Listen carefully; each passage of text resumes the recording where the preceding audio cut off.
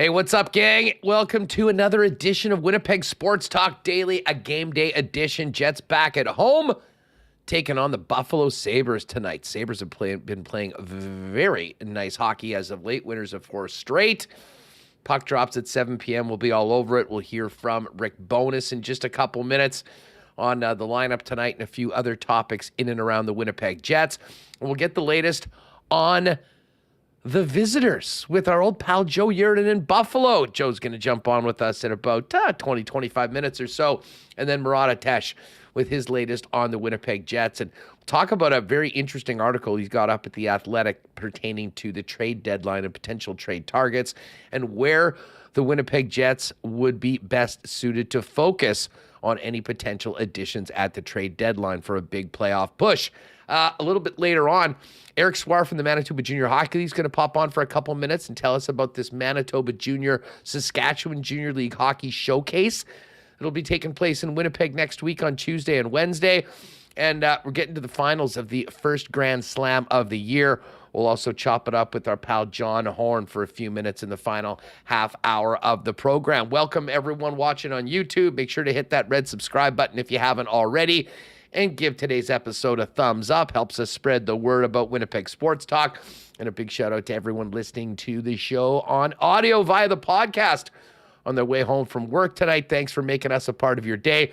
If you haven't already, make sure to check us out on YouTube and subscribe to the channel so you can get all the video content as well. Just before we bring in Michael Remis, a huge thanks to the sponsors that make this show happen each and every day, including Coolbet Canada, Princess Auto, Little Brown Jug Brewing, Canadian Club, Culligan Water, Vita Health Fresh Market, Wallace & Wallace, Consolidated Supply, F Apparel, Manitoba Battery, the Nick and Nicky DQ Group, Boston Pizza, Royal Sports, and we will get to a why not question of the day a little later on as well with our friends at Not Autocorp. Remo, what's going on?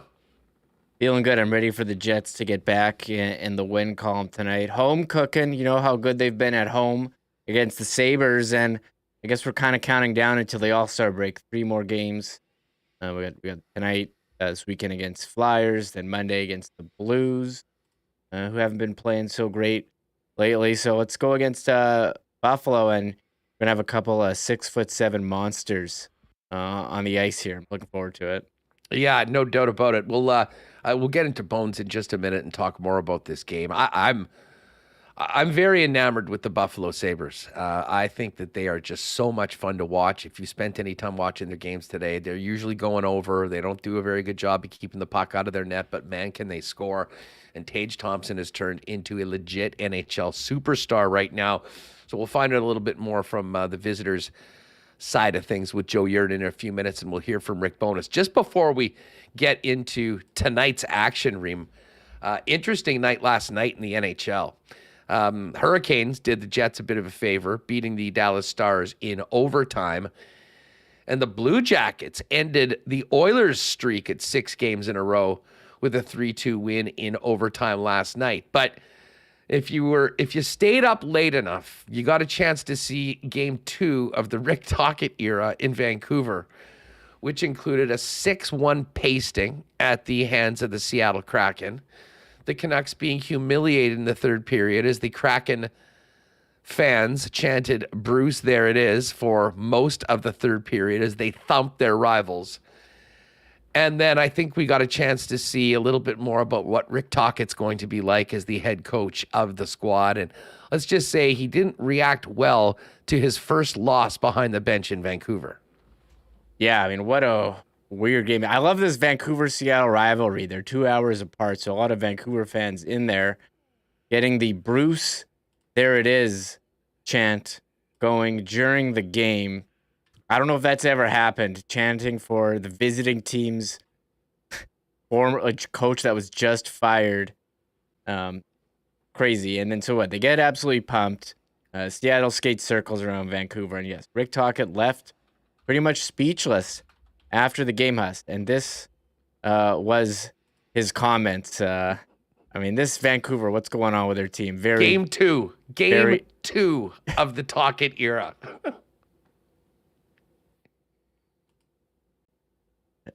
I don't like I said the anxiety, but you just I don't know what to say. I really don't. It's one of those,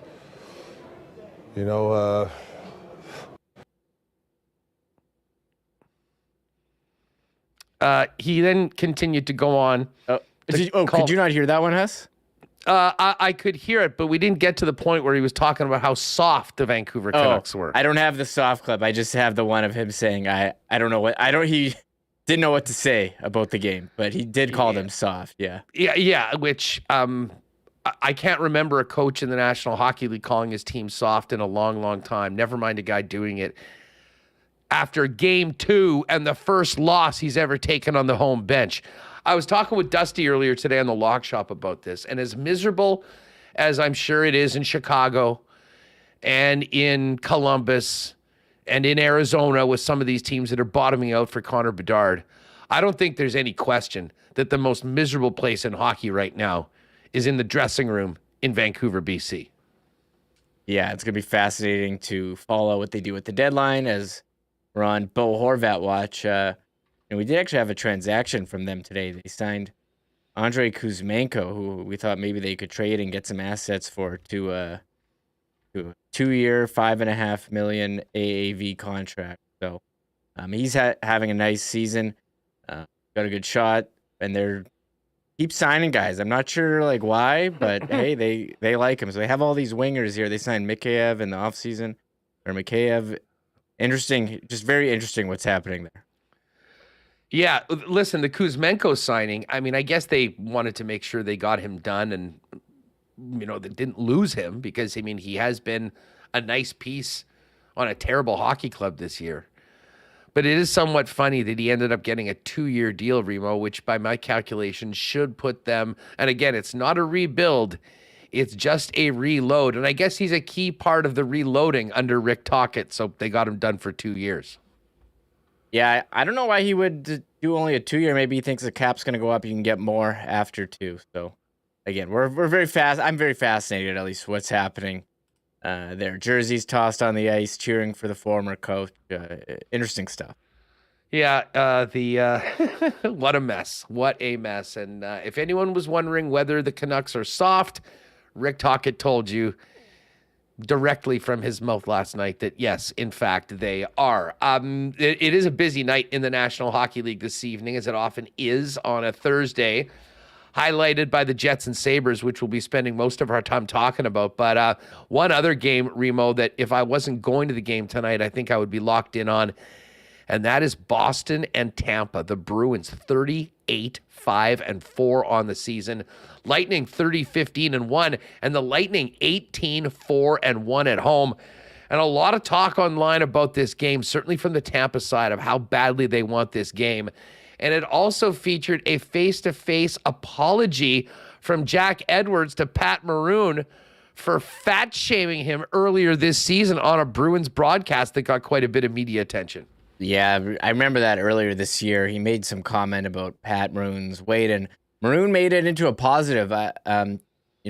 Earlier this month, he announced a big charitable donation in Jack Edwards' honor. And here's Erik Erlandson on our YouTube. Sorry, podcast listeners, bending down with a apology to Pat Maroon. And according to Erik Erlandson of Lightning Insider on Twitter, who took this picture, he wouldn't give details, but he said it's not exactly going well for Edwards, and then added, as this was a private conversation, even in a public setting, it's not my place to share exactly what was said unless either party wishes to reveal. But I will say it's evident Maroon is still displeased with the situation. So Yeah, and folks, this picture, Jack is in a full crouch back catcher stance, trying to make eye contact with Pat Maroon as he keeps his head down and deals with either putting on or taking off of his skates. And it is the picture tells 1,000 words. It is about as frosty as it could be. I'm just wondering whether Patrick Maroon was as warm to Jack Edwards as Rory McIlroy was on the driving range in Dubai when Patrick Reed inexplicably thought that he'd go say what's up and try and shake his hand after hitting him with a subpoena in a lawsuit on Christmas Eve earlier this year. Rory didn't even look his way, and it seems like Patrick Maroon from this picture might be taking a page out of Rory's book with his reaction to Jack's apology attempt. yeah, and I don't blame him. He doesn't need to take that. I mean, he's a professional athlete. You don't body shame pro athlete. So we learned that over the summer with was it Guerrero or no? Was it Kirk? It was Alejandro Kirk. Alejandro, exactly, our guy. Yeah. Edwards, Tony Valeri in chat. Edwards is a clown.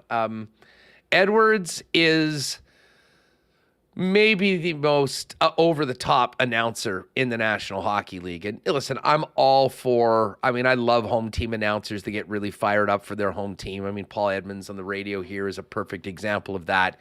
But that is for those home broadcasts. No one is more over the top than Jack Edwards, though. And he does get carried away, and he said something really stupid about Patrick Maroon. He said a number of stupid things over the course of his career. I guess to Bruins fans, maybe it's somewhat endearing. To everyone else in the National Hockey League that are watching these broadcasts, not so much. Anyways, sets up a really, really big game tonight elsewhere in the National Hockey League. But our focus, of course, tonight is the Winnipeg Jets. Jets and Sabres going at it. And, Buffalo's had that nice start. They had a 7-game losing streak afterwards. But, Reem, they have really picked it up. And while, as I mentioned, they got a real tough time keeping the puck out of their net, often that's not a problem because of just how many goals they're scoring themselves, led by Tage Thompson, who has 33 on the season in only 47 games. Yeah, Buffalo, they're on a bit of a heater coming in. You look at their numbers, their goals for per game, 3.81 among best in the league.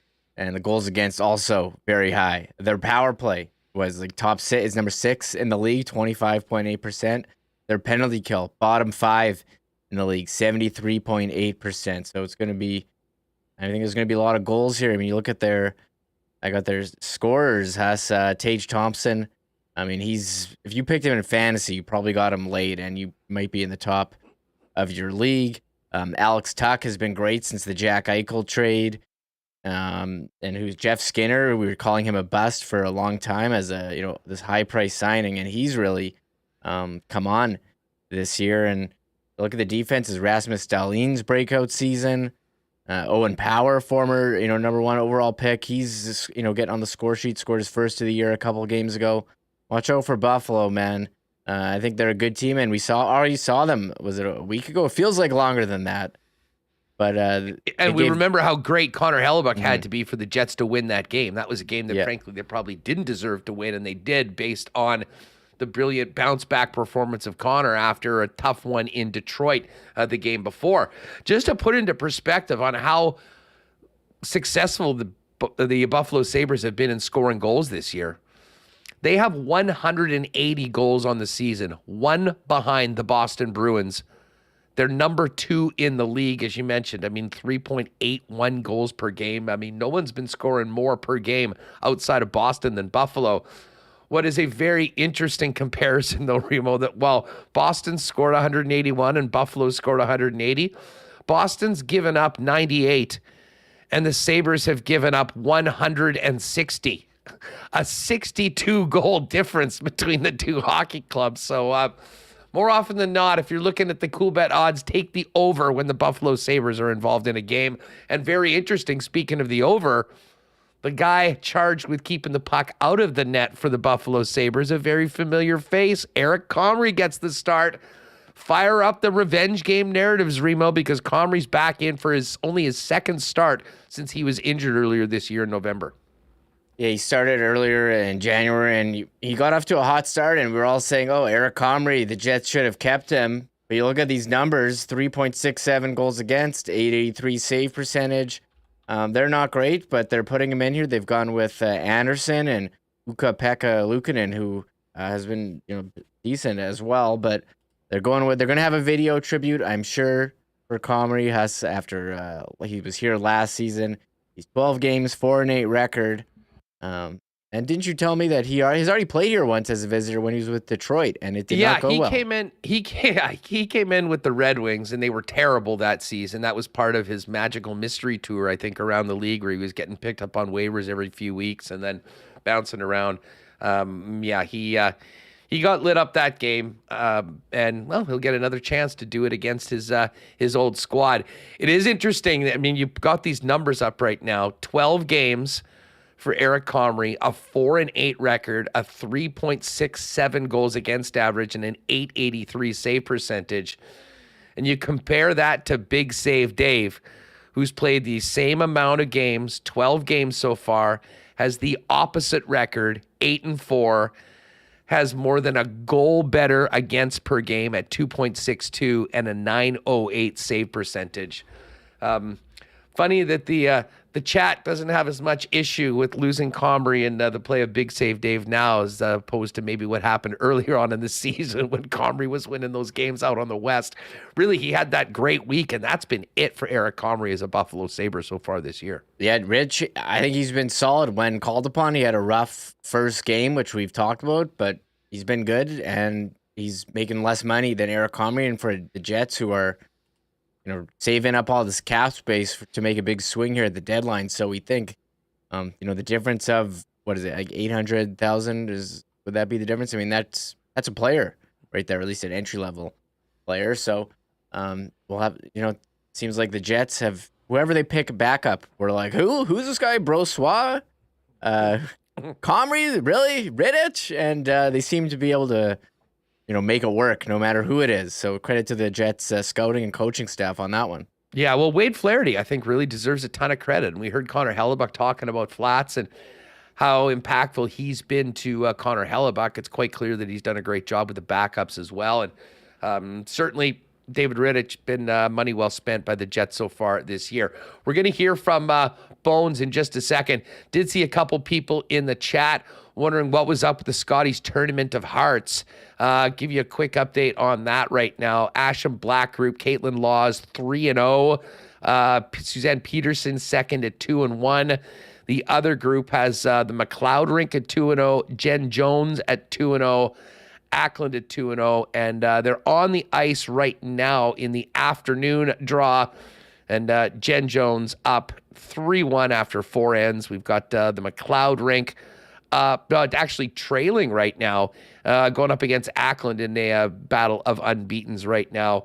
I have a feeling, certainly the odds would tell you, the Paterson Rink is good, but it'd be pretty neat to see Laws and Jen Jones battle for the Manitoba title a little later on. That will wrap up coming up on the weekend. All right, let's get to Bones, who's got a little bit of an injury update and spoke earlier today on a number of topics heading into this game tonight.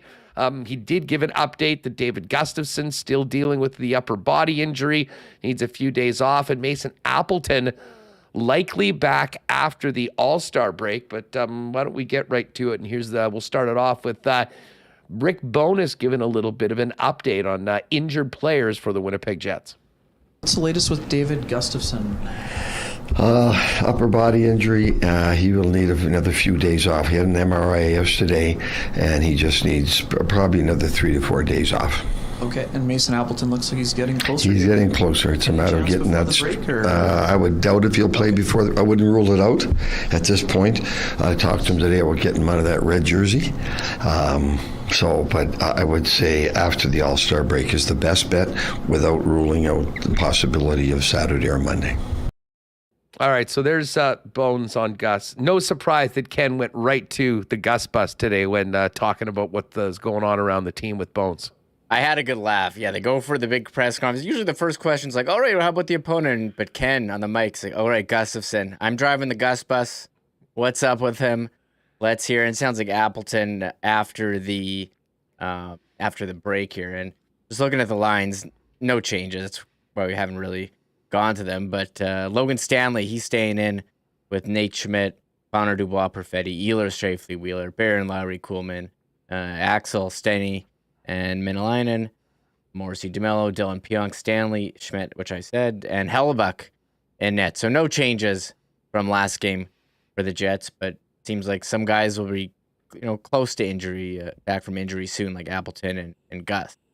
It'll be interesting to see Stan in his second game after getting back into the lineup after a long, long time out on the injury reserve in the last game. But let's hear what Bones has to say about the Sabres, because this team is no joke. They can score with the best of them, as we just laid out, and they've won 4 games in a row coming into tonight's puck drop at Canada Life Center. Here's Bones on Buffalo. Well, listen, they've won 4 in a row. They're 3 points behind Washington with 3 games in hand, so there's going to be a big push here. And we saw the game a couple of weeks ago in Buffalo, how skilled they are and how fast they are, and they outplayed us in Buffalo. So regardless what we were the road trip or not, we better make sure that we're playing Winnipeg Jet hockey right off the get-go, because this team can score and they're dangerous. They're hard to play against. So we put all those things aside. We talked to the group this morning. We brought them in a little earlier than normal to try to get their attention, and now it's on us to go out there and be ready to play against them, then play the right way against them, because if you don't, they burn you. Interesting little tidbit from Bonus there on bringing the team in a little bit earlier today to get their attention.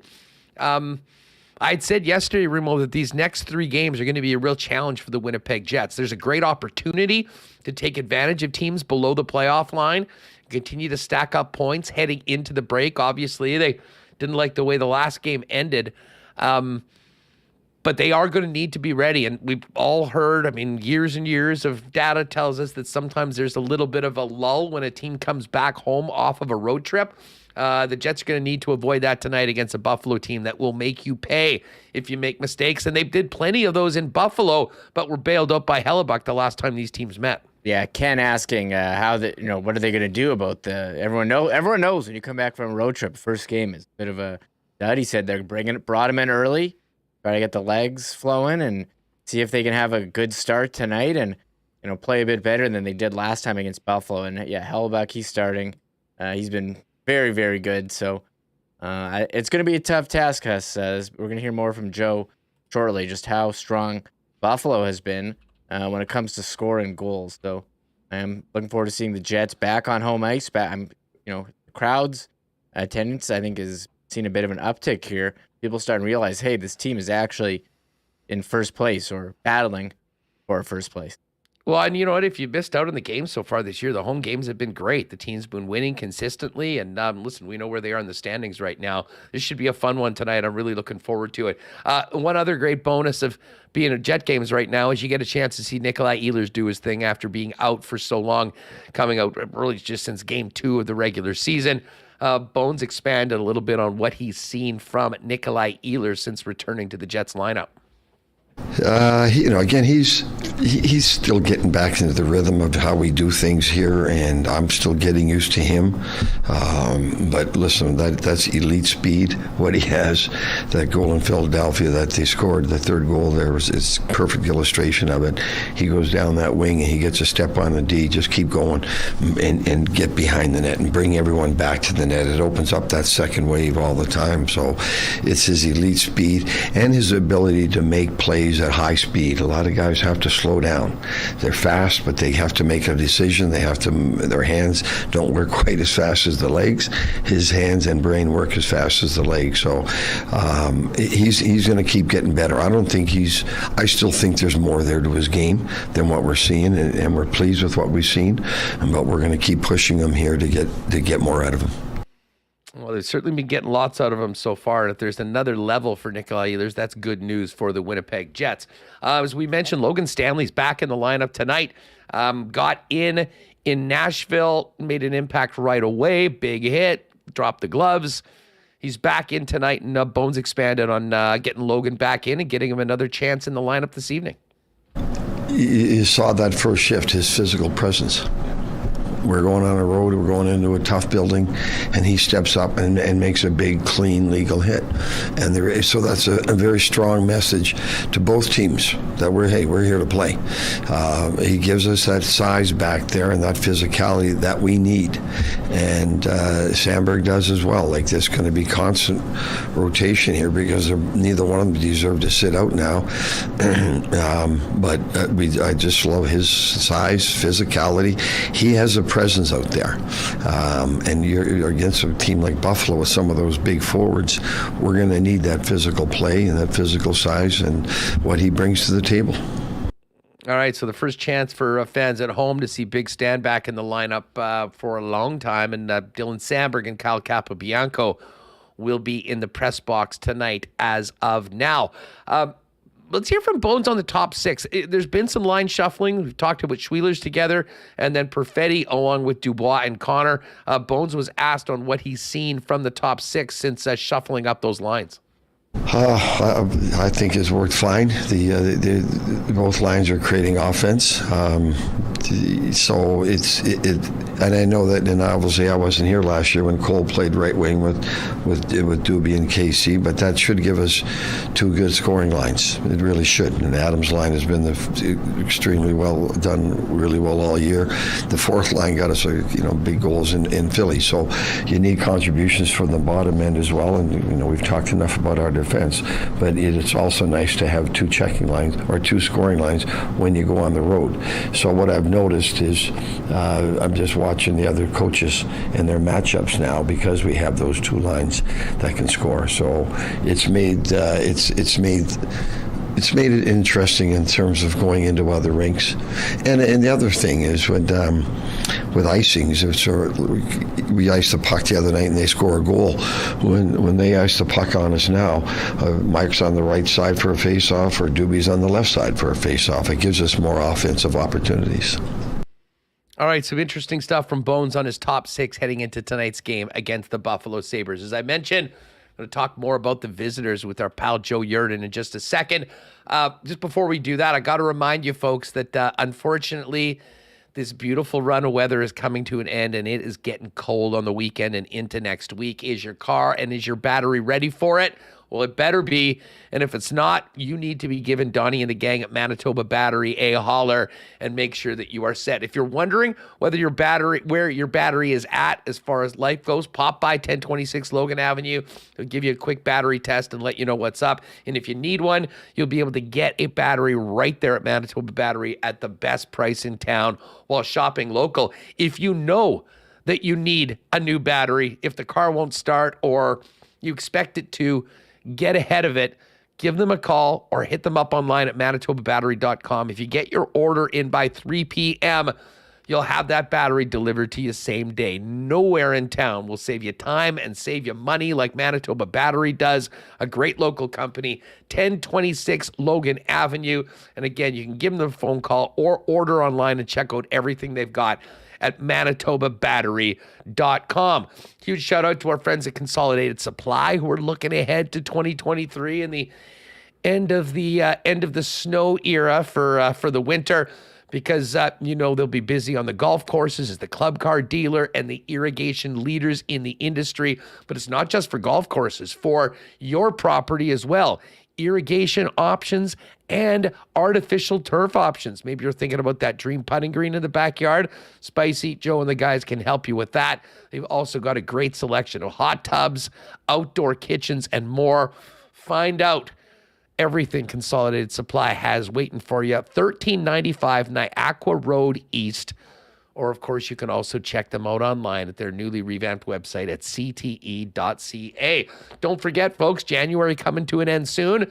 Still waiting for a couple more nominees for the Unsung Hero program with Wallace & Wallace and Josh Morrissey of the Jets. Send us an email to unsunghero@winnipegsportstalk.com about the person in your community that's making a difference in the lives of others, selflessly donating their time, whether it be within minor sports, whether it be in charitable, with a particular charity or a number of charities, or maybe just that person in the neighborhood helping out those in need quietly without any credit. The Unsung Hero for January is going to receive an autographed jersey from Jets All-Star defenseman Josh Morrissey. Wallace & Wallace will be making a $500 donation in the name of the WST listener who nominated our winner to the Dream Factory, and Josh and Margot Morrissey are going to match it as well. So win-win-win for everyone.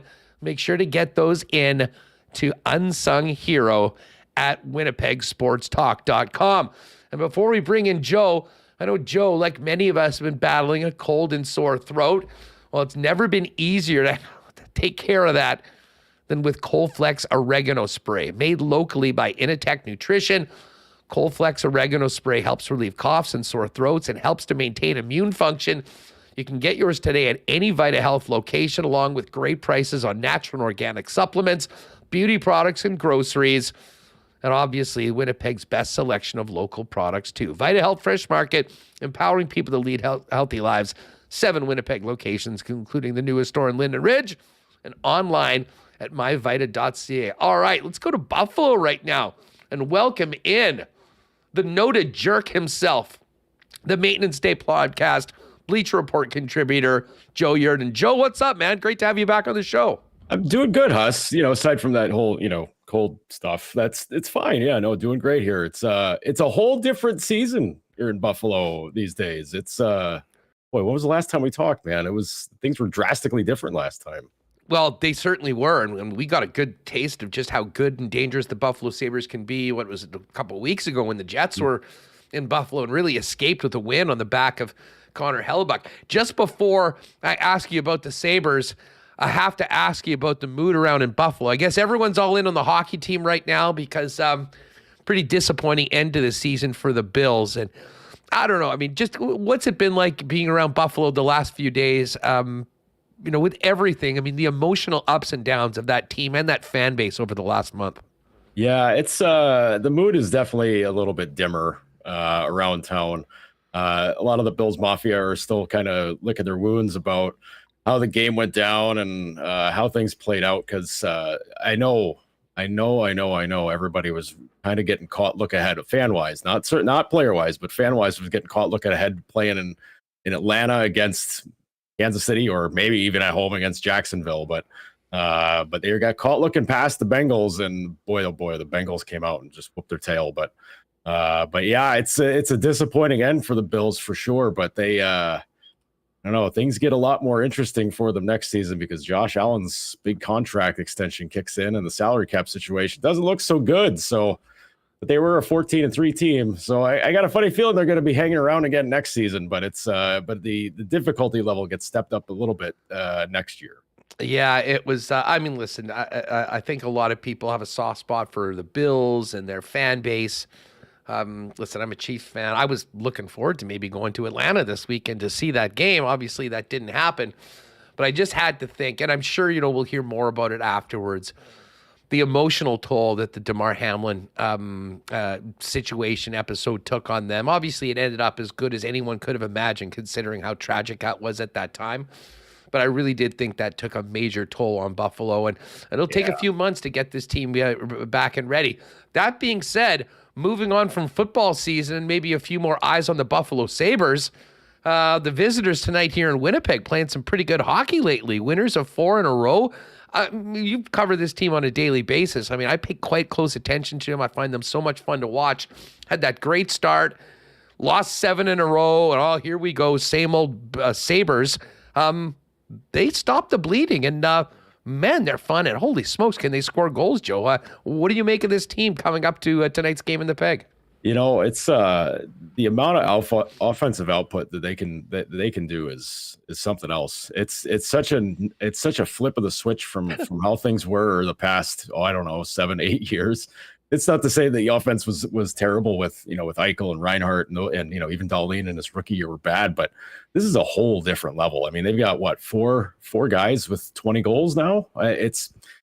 That's impressive. That's even with on top of things with Tage Thompson, scoring at the rate that he is. And, even now with teams doubling him up every time he's got the puck, well, he's piling up the assists now. So, he's making it so that teams can't really, decide that guy's not going to score.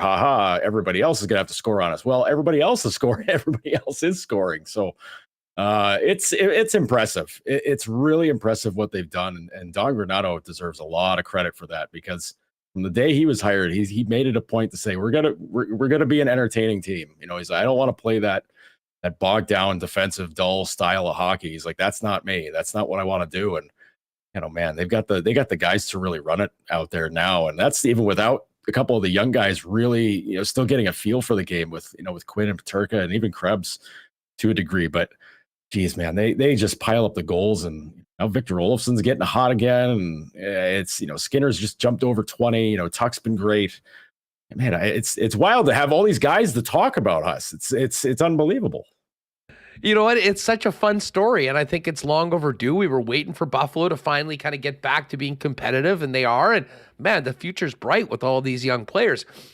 Remo was mentioning Jeff Skinner, and I mean, we talked about Skinner and that contract a couple of years ago as maybe the worst in the league and stealing money. How rejuvenated has he been by the arrival of Alex Tuch? And I think you could probably say not just for Skinner, but Tuch rejuvenating that entire team with the spirit he brings and the emergence of Tage Thompson as a legit NHL superstar.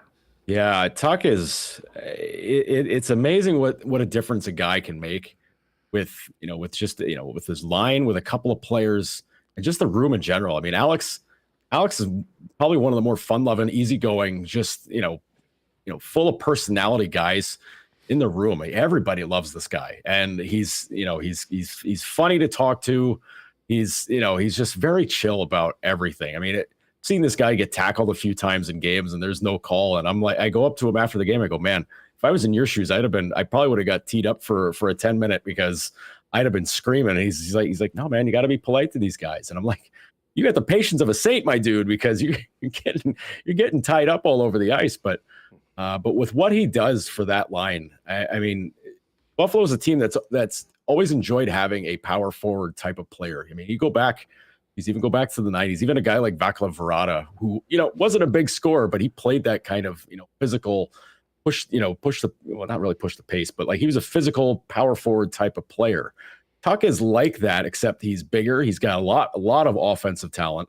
His shot is very deceptive.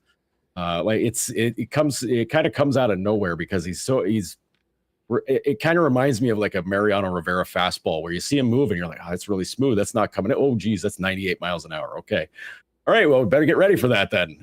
But by that time, the puck's already past the goalie and they're celebrating. But his brand of game is something else. And the way that their styles of play off of each other with Skinner, Thompson, and Tuch. I mean, Thompson's got the hands.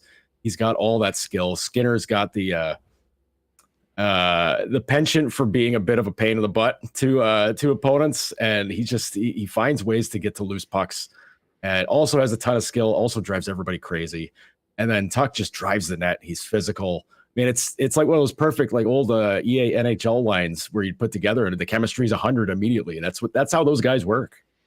The other thing about Tuch, and I find this interesting being a Winnipeg guy. I mean, we've talked for a long time about how it would be great to have a local guy on the club and to have them really come back and almost be a champion for playing in Winnipeg. And, I think there's some comparisons you can make to Buffalo. I mean, it's not the biggest market. It's not the sexiest market. And they'd had a long run of losing. And when Alex Tuch was traded to Buffalo as part of the Jack Eichel trade from a real contender in Vegas, you would understand if he was less than overwhelmed with going to his new place. It was the exact opposite. He talked about how it was a dream of his to play for the Buffalo Sabres and how he absolutely embraced the challenge of being a core player in this rebuild. And I'll be honest, I was envious hearing him talk about his market in the city like that. And I imagine that's been really influential within the organization as well, not to mention the way he's connected with the fans. Yeah, he was a player that Kevin Adams and the group really identified with immediately to pick out for that trade. Now, mind you, that's a trade that you go into thinking you're probably going to lose that deal, giving away the best player in the whole thing. But I mean, Tuch was a guy that I think the second the rumors popped up, he was the guy where everybody's like, okay, it's going to be Tuch and who else as part of this deal, because he was the guy that made sense. He was the guy that was kind of stuck in Vegas playing third line roles. And it was like, he's better than a third line player, but Who is he going to unseat there? Is he unseating Stone? No.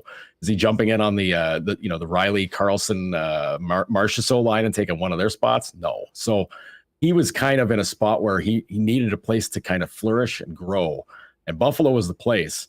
Just the fact that he is a fan of the Sabres, growing up right outside Syracuse, and the 05-06 team was the team that really imprinted on him. Love that team, and Miller and Pominville and Vanek and all those guys. And he's a Bills fan on top of it. Like, it's the whole 9 yards with him, where you couldn't have asked for a more perfect player to be in a trade, and to have him be an outstanding player too. Because I mean, there's been Buffalo area guys on this team before.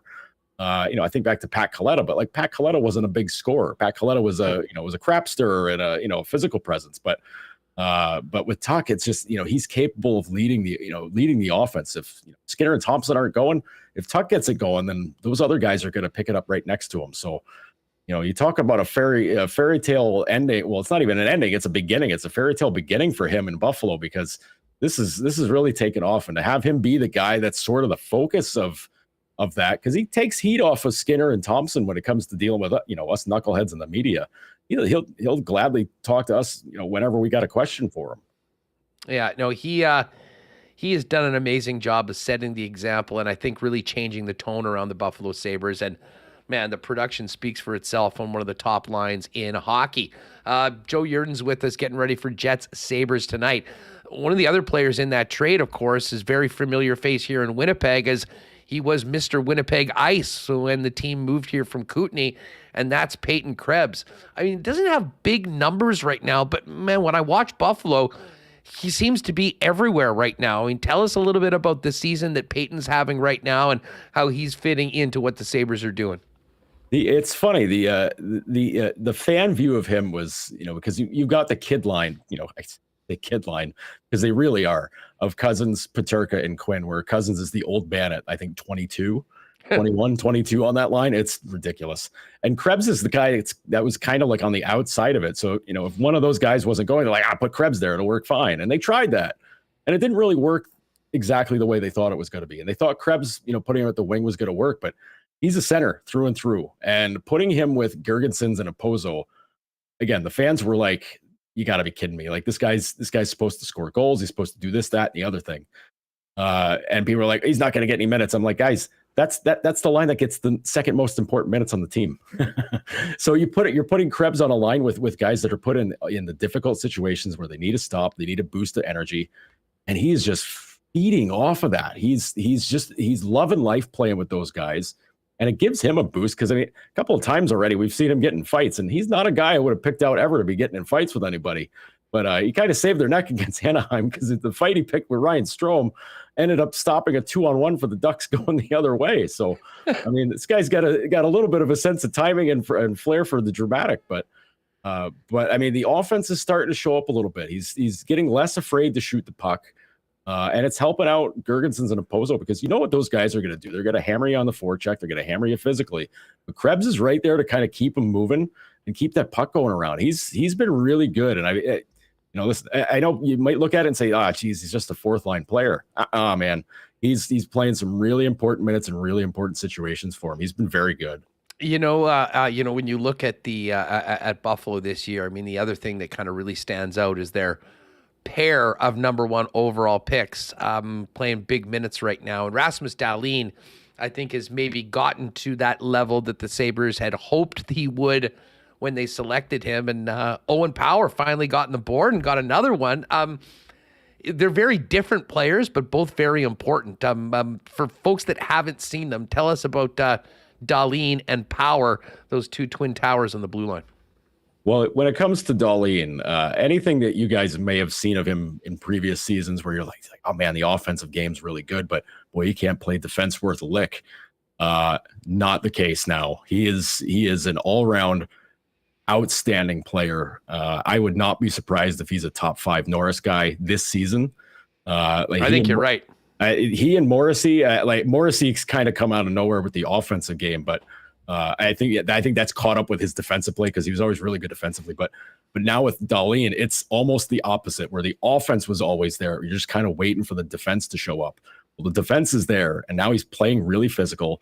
plays kind of like a creep out there sometimes too, because he's stirring it up and, being a menace sometimes in those scrums. He knows how to pick his moments too. And his competitive nature, he's finally letting that flourish, because you'd see it in practices where, a drill doesn't go their way, or, they do like a mini game and they lose, and like he's smashing his stick against the glass and he's looking really ticked off. But now he's letting that fly into his game, where he's not going to let guys beat him because X, Y, Z. He's just not. He's not going to let guys blow his doors off and get behind him. He's just not allowing any of that to happen.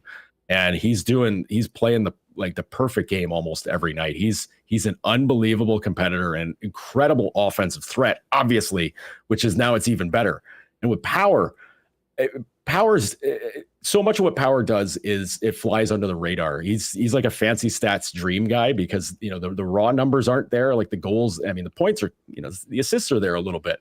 The goals weren't really there, but everything else that he does is almost spot on perfect. And he's such a smart player, and he's able to do a lot of these little things that just maybe go unnoticed, but you go back and watch the tape later, you're like, wow, how did that guy know how to make that? How does he make that play? He's 20 years old.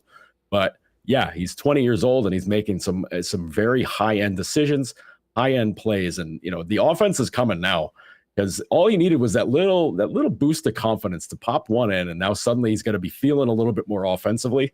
So now other teams, when they play against the Sabres, they're going to have to keep an eye on Dahlin, obviously. But now that Power's got a taste for it, he's going to start becoming a little bit more aggressive on the offensive side of things too. So that means you got to spend 50 minutes of the game looking for a defenseman flying into the rush and scoring on you. It's a nightmare to defend. Joe, at the beginning of the show, Remo and I were just going over some of the numbers of the Sabres season so far. And we talked about how they're scoring as much as anyone in the National Hockey League. They have 180. Only the Boston Bruins have more at 181. And then you look at the Bruins have allowed 98 and the Sabres have given up 160. What is going on in the net? Has anyone been able to make a save? And tell us a little bit about Erik Comrie's return to the net tonight against his old club this evening. Well, the goaltending to start the year was tough. It was definitely tough. And a lot of that had to do with injuries on defense in the early part of the season. They lost Matthias Samuelsson for a spell, and boy, you want to look for a secret reason why they do so well. It's Samuelsson. When he's out of the lineup, take a look at their record. When he's hurt, it's abysmal, and he's the guy that kind of unlocks Dahlin to play the offensive kind of game that pushes the pace. He's also able to lock it down on defense. Now, they still give up goals. They're still giving up about 2 to 3 a game now, but back, the first month of the season, it was pretty routine to see, whether it was Comrie or, Anderson played pretty well, but he was still giving up a few goals here and there. But when Comrie went out, Ukko-Pekka Luukkonen got the call, and it was tough for him to start too. Let's not get it mixed up. He, the first 3, 4, 5 starts for him were pretty rough. But he's found some kind of confidence now where he's stopped thinking while he's playing goal, and now he's reacting to situations, and he's saved their neck. You could say he's probably won them about 5 games just by himself, by holding it down and keeping the other team off the board for the most part, at least with fewer goals than they scored anyhow. But I'm talking games against Colorado, games against Vegas, they beat the Bruins in Boston. Like it's a lot of different games where you're like, whoa, how did they do that? And you look, and Luukkonen's the guy stopping 20 shots in the third period to take them to a win. He's been outstanding. He's been so good that now that Comrie's healthy, they're carrying 3 goalies steadily now. Now, the schedule's been pretty bananas for him. 4 games a week for 3 straight weeks is pretty tough. But for Comrie, it's kept him out of the net because they got to keep Anderson going regularly because he's older and you don't want to get him off pace and get him have him out of action for too long. But for Comrie, he was supposed to start the game here in Buffalo against Winnipeg, but things got a little bit haywire. Luukkonen got sick. They had to change things up. But for Comrie, he's going to be pumped up for this game. And when he's been in there and they've had the full replete of defensemen behind him, he's looked great. The games he played in Edmonton and I think in Calgary as well, he was unbelievably good. So I'm hoping to see him kind of take a leap here and have a big game and kind of win some of that confidence back from the fans. The team has plenty of confidence in him. They love him, but it's just really tough when you got 3 goalies, and one of those guys is the guy that's helped you win a lot of really big games. Yeah, there's no doubt about it. And Connery is the easiest guy to cheer for I think I've ever met him, and you've dealt with him. I mean, he's just so much fun to talk to. He's a great. He just has a vibe about him that makes you put a smile on the face. But it's a production business, and the results haven't been there after that great start to the season that he had. Be interesting to see how things go tonight. Joe, just before we go, I mean, we're looking at this standings in the playoff race right now, and this team is 3 points back of the Washington Capitals with 3 games in hand. How realistic that we could be talking about the Buffalo Sabres not only playing meaningful games at the end of March and in early April, but maybe breaking this drought and getting back into the postseason? It's hard for a lot of us who have been here for years to really just say, yeah, they're going to do it, because we've been there. We've been down this road before. There's a few seasons where, they're in a spot, and I'll keep going back. I think it was 16-17 where they were, after, going into their bye week, I think they were 2 points out of the playoff spot, and they had road games at Arizona and Colorado. They were 2 horrible teams that season. I think it was Colorado's 48-point season.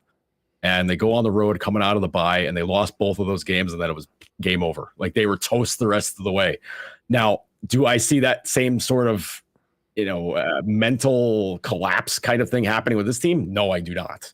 This is a team that has, no recollection of any of that stuff. I mean, only Kyle Pozo and Zemgus Girgensons do, and they use it as motivation, if anything else.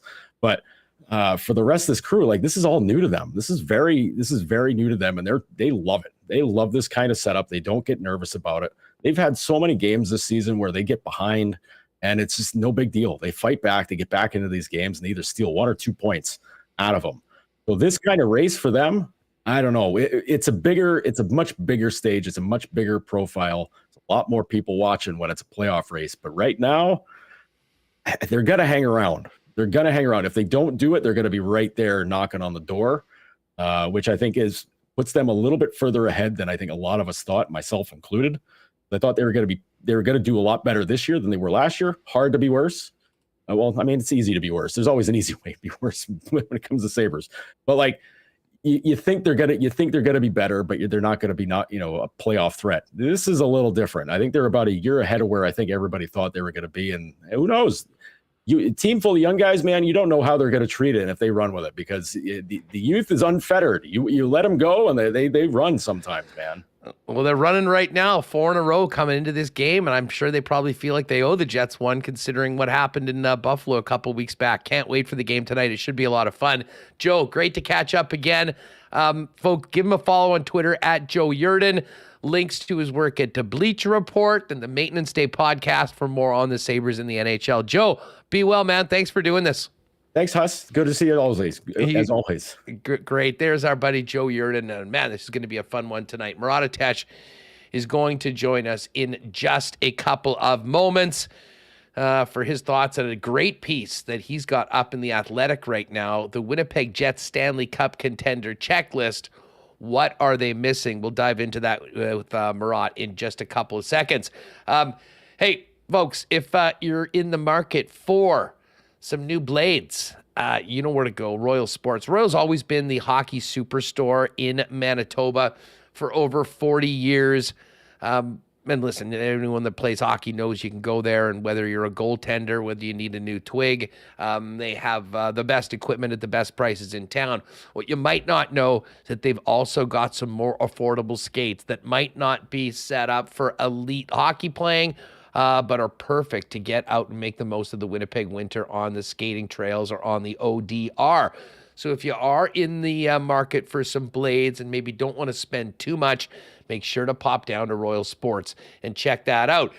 We'll also, while you're there, check out the thousands of pieces of Jets merchandise, the new retro reverse jerseys, tons of Bomber gear as well, not to mention NFL with the playoffs. You got a team that's still kicking around in the Final Four. Get ready for the weekend by popping down and gearing up at Royal. Major League Baseball, international soccer, and more. It's all there at Royal Sports, 750 Pembina Highway. And of course, you can follow them on Instagram at Royal Sports Pembina for the latest merchandise drops and sale information. Now, while you're thinking about maybe gearing up your merch and your fan gear for being a sports fan for day-to-day life, if you need to boost the wardrobe, you know where to go, and that's F Apparel down at 190 Smith Street. You've got the best custom suits for men in town at great prices, starting at just $400. Custom-made shirts, pants, golf pants, chinos, and more, not to mention an incredible selection of men's accessories. Upgrading the wardrobe all starts at F. And fellas, if you're in a wedding party, don't waste money on rent and tuxes. You can get the entire wedding party outfitted in custom suits for the event that you can use after the fact, and everyone will save 15%. And they've also got a great offer for 2023 grads. If a young man that is graduating needs a suit, they'll give you a free custom shirt and tie with every suit purchase, a sale of $150. Find out more, make an appointment online at EPHapparel.com. And hey, if you're not going to the game tonight, big slate of games, including that Boston-Tampa game getting on at 6 o'clock. But you can always pop by Boston Pizza for ice-cold schooners, great pizza, delicious wings, and the Winnipeg Jets on the big screen with big sound. Hey, if you're staying in tonight, you could do a lot worse than ordering Boston Pizza online. Check them out at bostonpizza.com for citywide delivery. All right, as I mentioned, Murat's latest in The Athletic is the Winnipeg Jets Stanley Cup contender checklist. What are they missing? We'll get to that, as well as tonight's game right now as we welcome in Murat from The Athletic. Murat, welcome home. How was the trip out east? I got to tell you, good to be back home. Trip was great as well. Got some family time in Montreal. Jets had plenty of storylines going on. Yeah, I'm in a good spot right now, Huss. How we doing? Good. Well, I'm fired up. I'm honestly having a hard time concentrating on this hockey because I'm so fired up to get to Arrowhead for this football game on the weekend in the AFC Championship game. However, I've been looking forward to this game tonight for a long time because I'll be honest, outside of the Winnipeg Jets, I've just been infatuated with the Buffalo Sabres this year. They're such an interesting team. So many exciting young players. If you like goals, they're the team to watch. They score a ton, and they can't keep them out of their own net either. And we've seen Tage Thompson turn into a legit NHL superstar.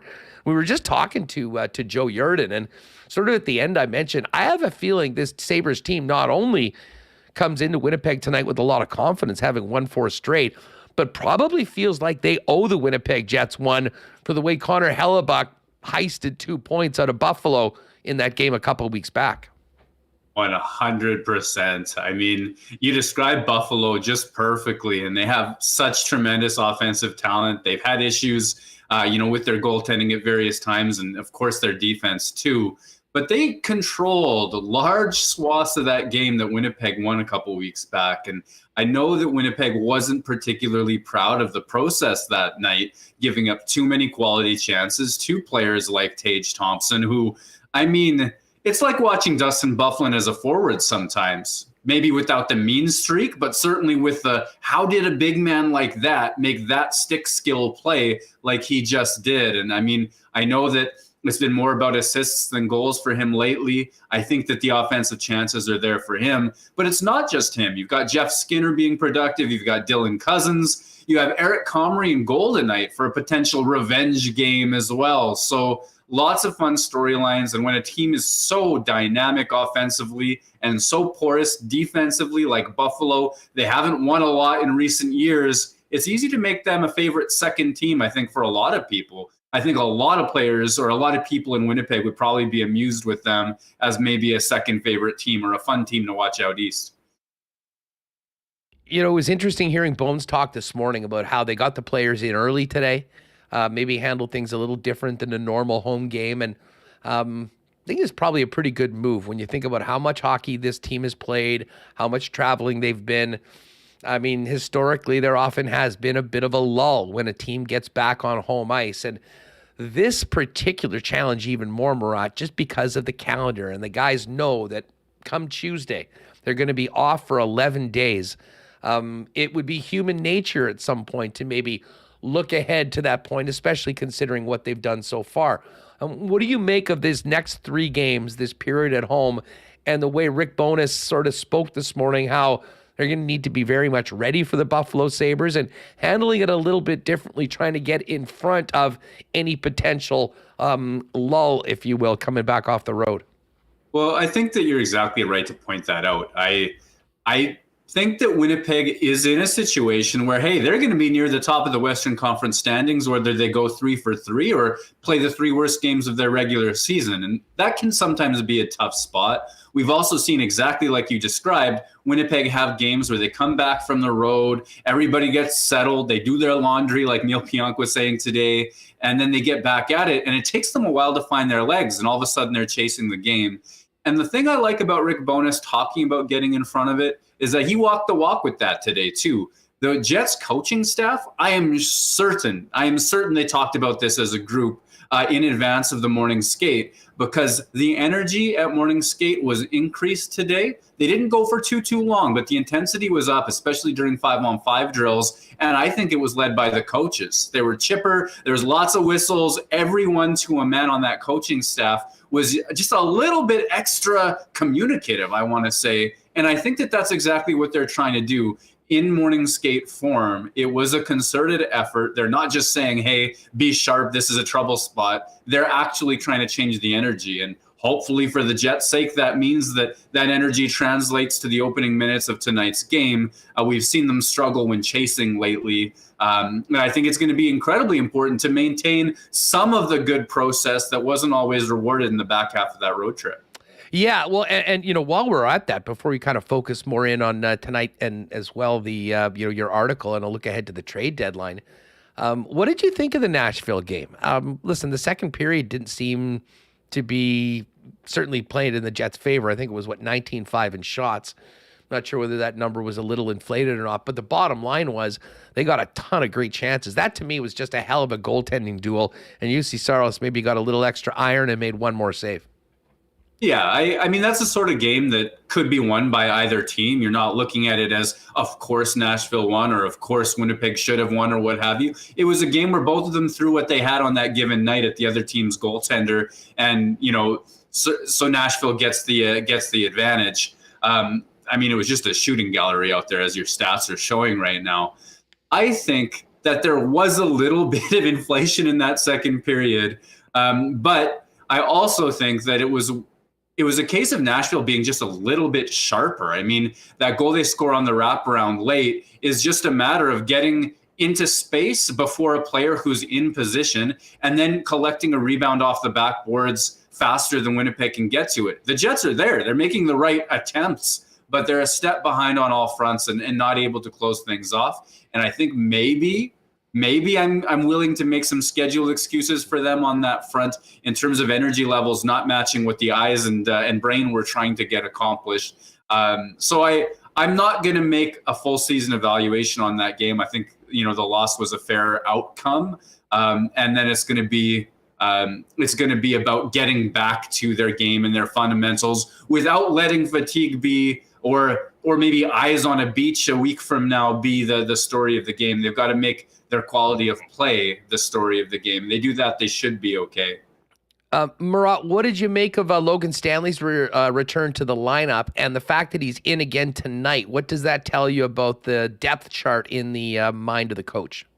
Yeah, Rick Bowness said today that, you know, they're looking at probably a cycle between Logan Stanley and Dylan Samberg for that 6th spot. And I think that makes sense from the perspective that they're clearly invested in their veterans. They're absolutely invested in their veterans. You're not going to see a Stanley Samberg pairing or something to that effect with Neil Pionk or Brendan Dillon or any of these other guys coming out of the lineup, despite what, you know, Twitter may ask for on various days. Winnipeg is committed to those top 5 guys. The other thing to keep in mind, I think, with Logan Stanley, we're looking at a small sample, just 95, 96 minutes, I think, at 5-on-5 so far this season. But he's been improved compared to last year. Last year, there were too many chances against when he was on the ice. despite his size, despite his strength, you could watch him get beat in front of the net. You could watch him get beat in puck battles. And certainly one thing that I think he'll continue to develop in as the years go by is not letting somebody over his shoulder get into space for the back door or what have you. I think a guy like Dylan Samberg is ahead of Stanley in that particular regard. But I think that overall, his body of work this season has been solid. So it makes sense for both Stanley and Dylan Samberg to be thought of as amongst the 6 best defensemen that Winnipeg has on any given night. And you know the Jets like the part of Stanley that's going to deliver the hit like he did to open the game. It's kind of cheesy these days that a hit like that has to be met with a fight, but he's game for that too. And that's a certain element of Stanley that, for a coaching staff that has really only seen him play more or less well when he's been in the lineup, they don't have last season's struggles to focus on. I think they're getting exactly what they like out of him, and you're going to continue to see that 2-man rotation between him and Samberg until one person claims the job or they add a veteran that pushes them both out of the lineup. Well, and that is a great little segue to your piece in The Athletic. It's your latest Winnipeg Jets Stanley Cup contender checklist. What are they missing? Before we talk about it, what was the approach going into this? How did you, when you said, okay, we're going to talk about this trade deadline and putting together the needs of a club or the wishes or wants, where did you start? Well, I ran this checklist for the Jets last season after the trade deadline, where we use sort of Dom Luszczyszyn's model, which has looked at, he wrote an article, I think a couple of years back now, where he looked at every Stanley Cup winner from something like 2008 to the present moment, and he's updated it in the years since with Shayna Goldman's help at The Athletic. And what he basically found is this estimate of how good each player is supposed to be to fit in the mix of a Stanley Cup champion. How good is that top center supposed to be, that second line center? How good is the number one defenseman and what that depth looks like in behind him and goaltending, et cetera, down the line? And obviously it's possible, and we've seen it, for teams to win Stanley Cups in a variety of ways. Sometimes the defense is stacked. Sometimes it's all offense. Sometimes it's a hot goaltender. But he was able to find some trends that, here's a range for what a cup contender should look like at these various positions. And I wanted to, because last year when I ran this for the Jets at the trade deadline, the argument was, this is a horrible season. The Jets are so far away. Why wouldn't they trade Paul Stastny and try to get some futures back? Why were they sending assets to Ottawa for a player whose name I'm blanking on right now? Zach Sanford. Zach Sanford, yeah. Why did they send assets out for Zach Sanford at a time when they were clearly that far away? This year, it's different. This year, we know the Jets have played well. We know they're towards the top of the Western Conference. And my approach was, okay, let's take my visual sense of this team out of it and compare them to these metrics and say, hey, are they good enough to stack up against, the Colorado Avalanches, the Tampa Bay Lightning, a team like the Boston Bruins, et cetera, having that kind of success right now? And if not, well, where are those weak spots? And if yes, then what is it that's driving Winnipeg's success from a metrics point of view? All right, so we've got to it, and listen, we won't go through the entire thing, but these are topics that we've talked about before: a top 6 forward, a top level defenseman. But it is interesting that you start off with not one but 2 more top 6 forwards. Why was that at the top of the list? And I'll be honest, I was just a little surprised that it wasn't 1 but 2. Yeah, the thing I think that you expect, when we evaluate most teams during the regular season, it's okay, well, they're, like the Jets, they've been in the top half of the standings. Sometimes they're really close to the top 5 or top team in the Western Conference. So they're good. That is a fact. We evaluate them as good. But when you're comparing them to the elites, the cup contenders of years past, the ones that were projected to go deep, the teams that won the Stanley Cup in the end, well, now you're just raising the bar for evaluation. And what you find with the great teams over the years, the ones that win or go deep, is it's not just that they have one center of, say, Mark Scheifele's quality, but they have 2 first-line capable centers that would be first-line centers on any given team. And you can make the argument for Scheifele and Dubois on the Winnipeg Jets. You can look at Fedorov and Yzerman, or Sakic and Forsberg, or Lemieux and Francis, all the way back, Crosby and Malkin. You can do that sort of thing where they don't just have one line good enough to play top line minutes. So they have two, sometimes more. So you have more than two first line wingers, more than one first line center. And they have players on their third line oftentimes that would fit in the second or even first lines on other teams. So it's not good enough if you're comparing to a contender to have one guy that's, an average team's first line left wing. You need Kyle Connor and Nikolai Ehlers before you're really saying, okay, well, you feel really quite good about that. And it's not good enough to have one right wing in that category. You need a season like what Blake Wheeler's given the Jets, and then Cole Perfetti to be just good enough to qualify as well based on what he's done so far. And it goes on and on and on. You don't need one Josh Morrissey. Ideally, Winnipeg would have two of him, and then you'd be like, okay, this team is cooking. They're a bit of a wagon. Well, and the blue line, and I kind of waffled on this back and forth because the results have been great for the Winnipeg Jets. We know where they are. But to your point, when you compare, if the measuring stick is a team that wins the Stanley Cup, I'm not sure. Like, they're deep, and they certainly have guys that can come in that sixth position, hold their own. But to win and go for a long run in the playoffs, you often do need that second defenseman. And while it's fun to talk about a Bo Horvat or a Timo Meier and Jonathan Taves and some very intriguing prospects up front, I can't help but think that if they could get an impact defenseman that could play behind Morrissey in a top four role, that might be the single most impactful move that the Winnipeg Jets could make. I mean, compared to what Winnipeg is getting in those spots, I think so too. I'm not sure that that's their philosophy, and I can get into why I think that. But I think when you have, Neil Pionk sort of was asked to self-evaluate today, and he's saying, you know what, I could be defending better right now. And, the second power play is a little bit on me. I help run it, and we're not scoring a ton of points. At 5-on-5, he's had a lot of chances go against him this year. And whether you are a proponent of the eye test and just trusting sort of your own read of the passes he makes, given the outlets that he's had, or you're a metrics-based person, or both, you can say that this hasn't been Neil Pionk at his best. You have to go about 2 years ago and 3 years ago to see when he was really almost leading the Jets defense in quality, to have a situation where, other than Morrissey, there's another great defenseman on the team. And so if you could just flip the Pionk's metrics that you're getting today with maybe his first two seasons in Winnipeg, you'd feel a whole lot better about the team. And if you're not able to do that, and you can't snap your fingers and make Dustin Byfuglien reappear out of the ether, well, then you need, I think, a player who you can trust. And I don't think that it's hard for me to see Jacob Chychrun ending up in Winnipeg. It's hard for me to see Erik Karlsson ending up in Winnipeg. If you can snap your fingers and make those things happen, I think that's an area, that second pairing, where Winnipeg stands to have the most to gain.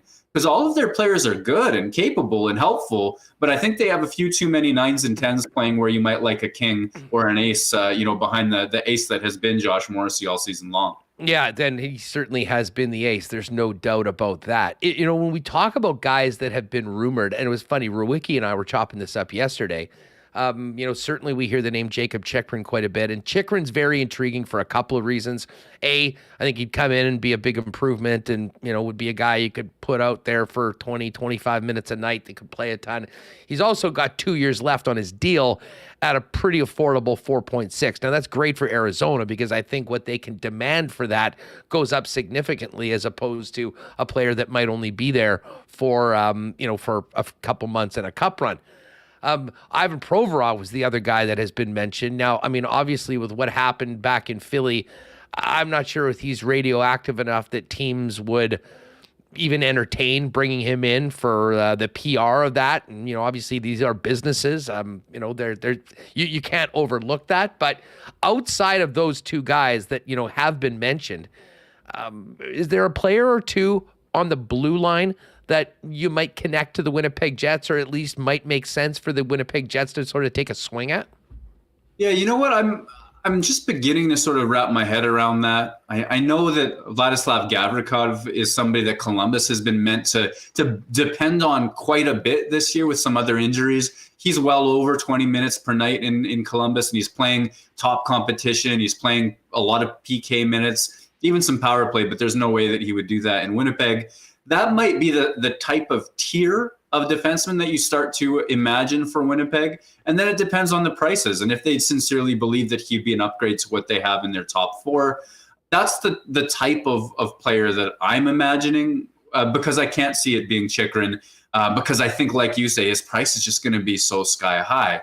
At the same time, I think that there's maybe a recognition in Winnipeg that there are a lot of unique things about this season. What with, Dubois' uncertainty in his future, Morrissey having the year of his life, Hellebuck in his prime, everything's pointed just right, that they might be willing to spend some top prospects, spend some top draft capital to help make sure. And beyond Gavrikov, but beyond the guys that we're always hearing about, I'm not really too sure who those guys are necessarily going to be at this stage. Well, the bottom line is, teams aren't looking to just give up top four defensemen. Regardless of where you are in the standings, and the price is significant. Moving up to the forward group, we talked a little bit about, the reason why, based on this model, when you're comparing to Stanley Cup champions, the team would like to add more.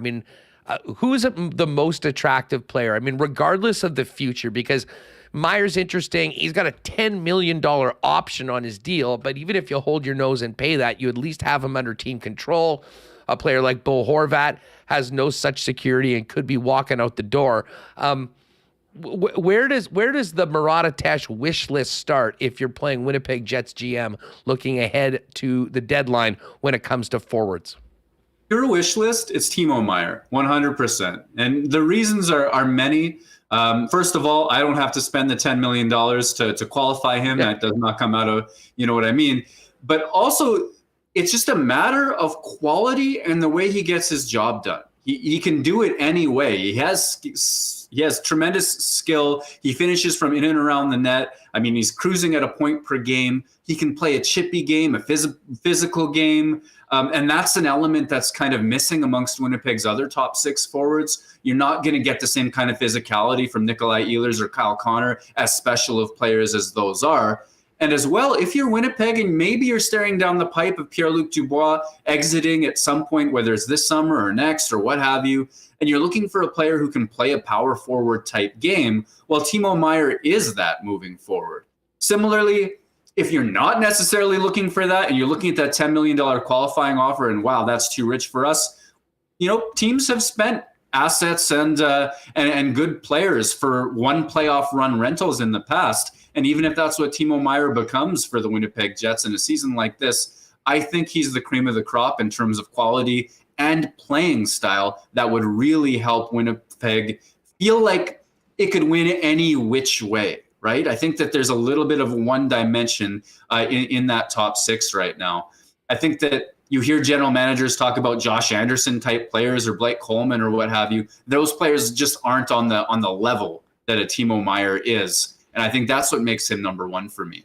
I also got to say, Huss, I hear the Horvat stuff and I hear the theory, okay, there's some insulation in the center department. If Dubois' future is uncertain, or heck, even if Mark Scheifele's future is uncertain, having this third option that you might be able to extend, well, I don't see that extension happening. I don't see a player showing up for one stretch run who's ready to go UFA, suddenly putting that aside for anything less than a massive UFA payday.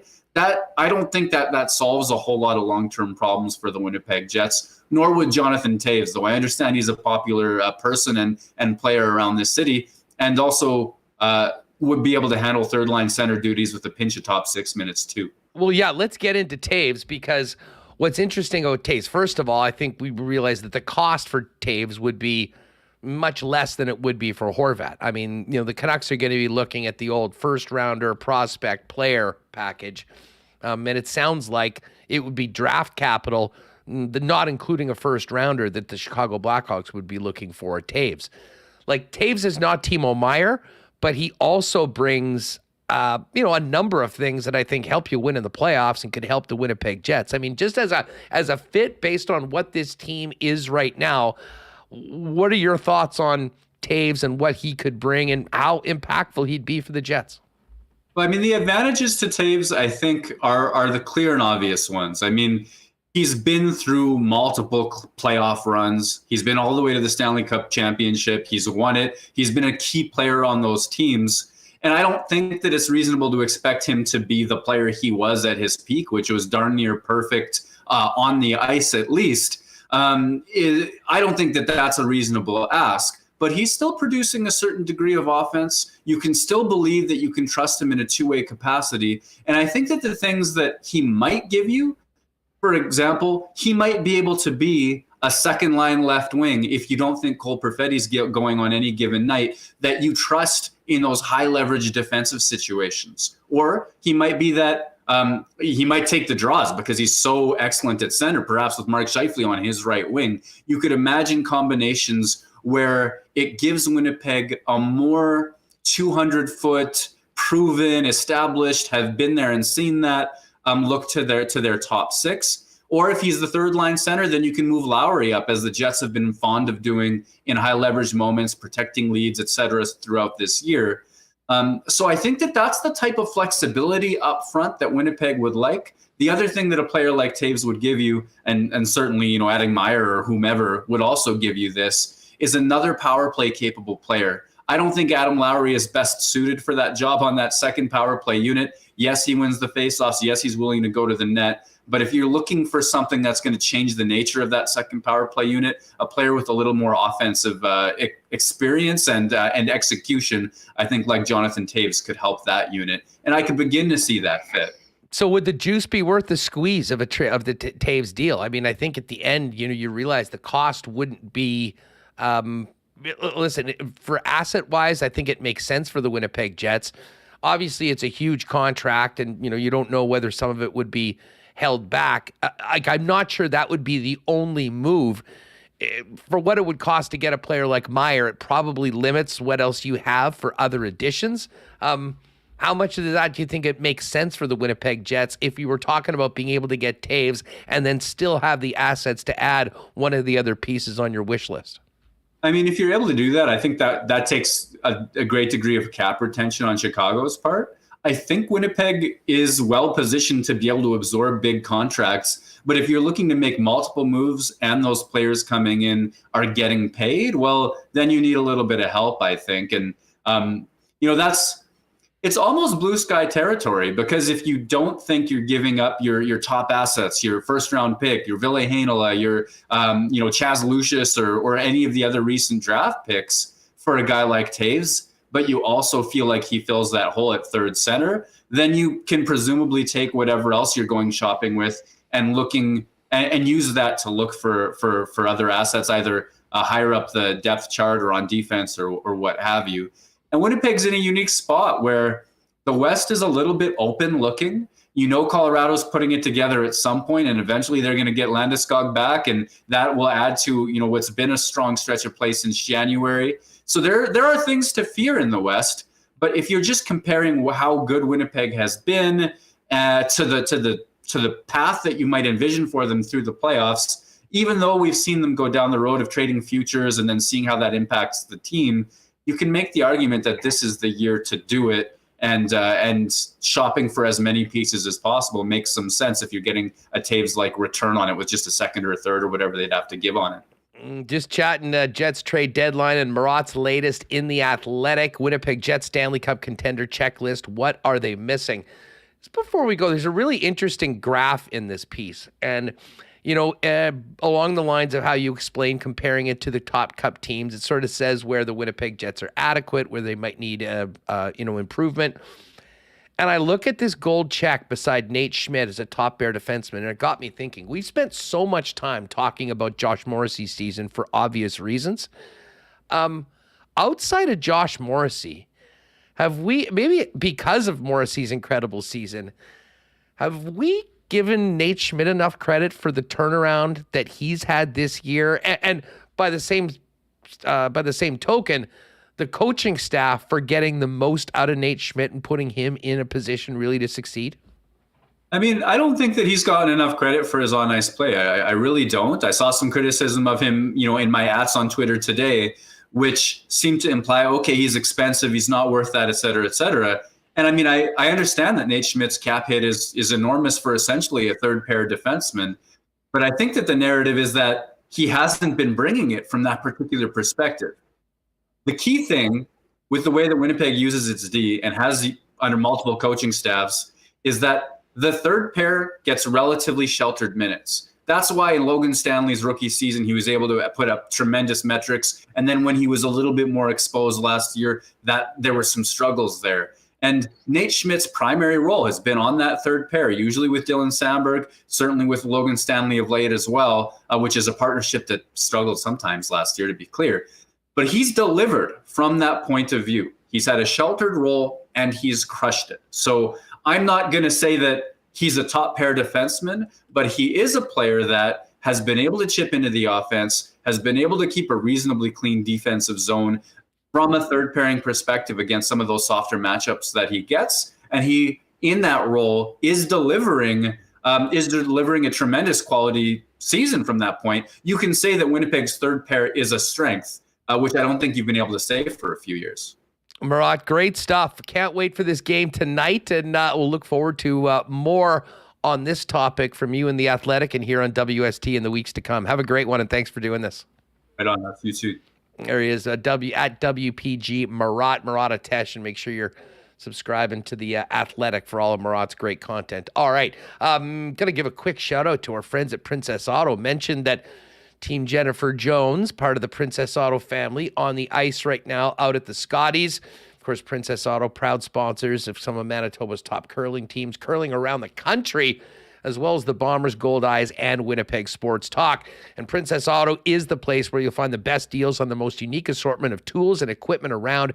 Everything you need to complete the projects on your list or start something new is at Princess Auto. Visit them at one of two Winnipeg locations, Panet Road or Portage Avenue West. And you can always shop online 24/7, 365 at princessauto.com. Whatever your water needs are, folks, Culligan has been there for you in Manitobans for over 65 years, family owned here in Winnipeg, with everything you need when it comes to water. Softeners, filters, bottled water coolers, whole home systems, drinking water systems, not to mention citywide water delivery services and commercial and industrial water products and solutions. Hit them up in person at 1200 Sargent Avenue. You can give Culligan a call at 204-694-5180 or check out all of their products and services for whatever you and your family needs online at drinkculligan.com. And hey, as January winds down, folks, don't forget, you've still got a few days left to get on those great deals at Manitoba Liquor Marts from our friends at Canadian Club and Beam Suntory. The Canadian Club 12-year reserve is now on a deep discount, the best deal you'll see all of 2023. And there's also a new product in the rye category from our friends at Beam Suntory, Rifle Rye, which is on a great new introductory sale price as well. So pop on down, get Canada's finest Canadian Club, check out that Rifle Rye and all the great Beam Suntory products at your local Manitoba Liquor Marts. All right, we've still got lots to get to on the show today. We will do the Coolbet lines, see what's up for this game tonight. Big one between Boston and Tampa, as we talked about a little bit earlier before. And Royal Rumble odds are out. I know Kabilas and some of the guys in the chat are going to be liking that. We're also going to touch on the Aussie Open as it gets down to the semis with John Horn for a couple minutes. But right now, let's welcome in Erik Swar from the Manitoba Junior Hockey League, because a really interesting event is back post-pandemic here in Winnipeg next week. It is the Manitoba Junior Hockey League Saskatchewan Junior Hockey League Showcase, featuring the top 60 players in the MJ competing against the top 60 in the SJ. And Erik joins me now. Erik, welcome to Winnipeg Sports Talk, man. Great to have you on the show. Yeah, thanks for having me. I'm sure a lot of excited players, even some excited coaches going ahead to this event. Give us a little bit of background on this event and why it has become such an important couple days for players looking to continue their hockey career after grinding in the MJ. Yeah, no, absolutely. The first three renditions of this event were held in Regina. The SJHL hosted it. The last two were canceled due to the pandemic. We were supposed to host last year. We had kind of everything set and ready to go. And, just out of an abundance of caution, had to postpone it to this January. So, yeah, we're really excited. We're getting the opportunity to host this event for the first time. And it just creates a great opportunity for our players and for players in the SJHL as well to show their best in front of NHL scouts, NCAA Division I, U Sports. So a really high-end event. The players get treated really well. We kind of roll out the red carpet for these guys, and it's just a great event.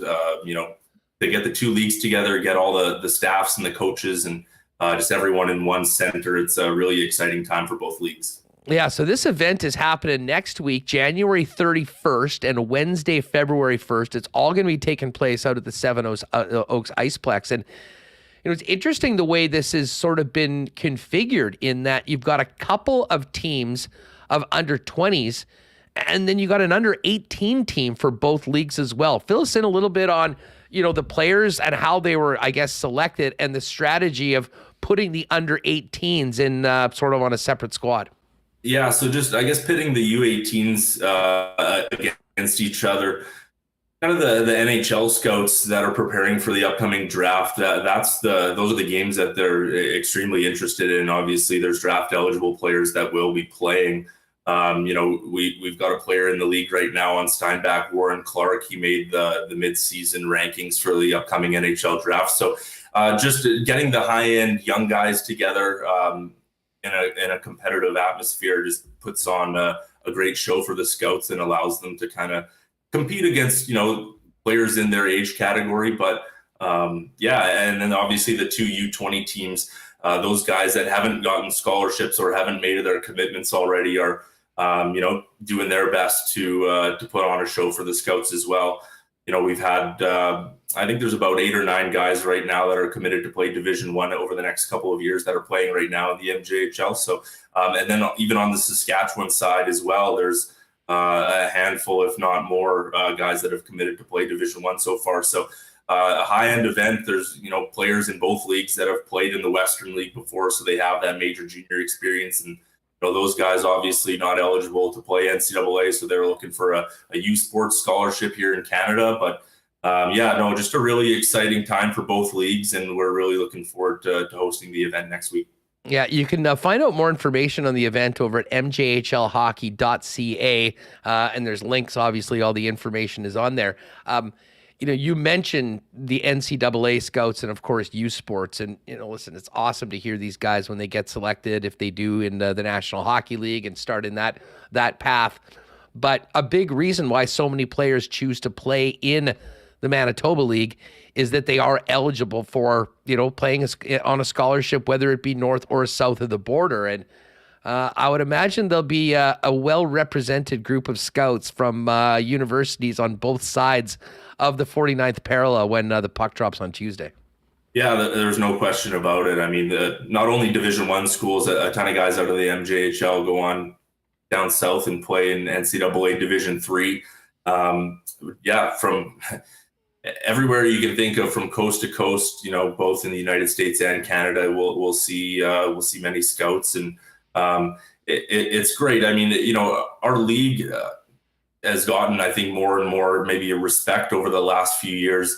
We've just been trying to do everything to showcase our players, showcase that, this is a great league to play in and a great situation for you to develop. I mean, at the end of the day, we're a development league, and we're trying to develop our players not only on the ice but off the ice to contribute positively to society and to become great citizens. So we're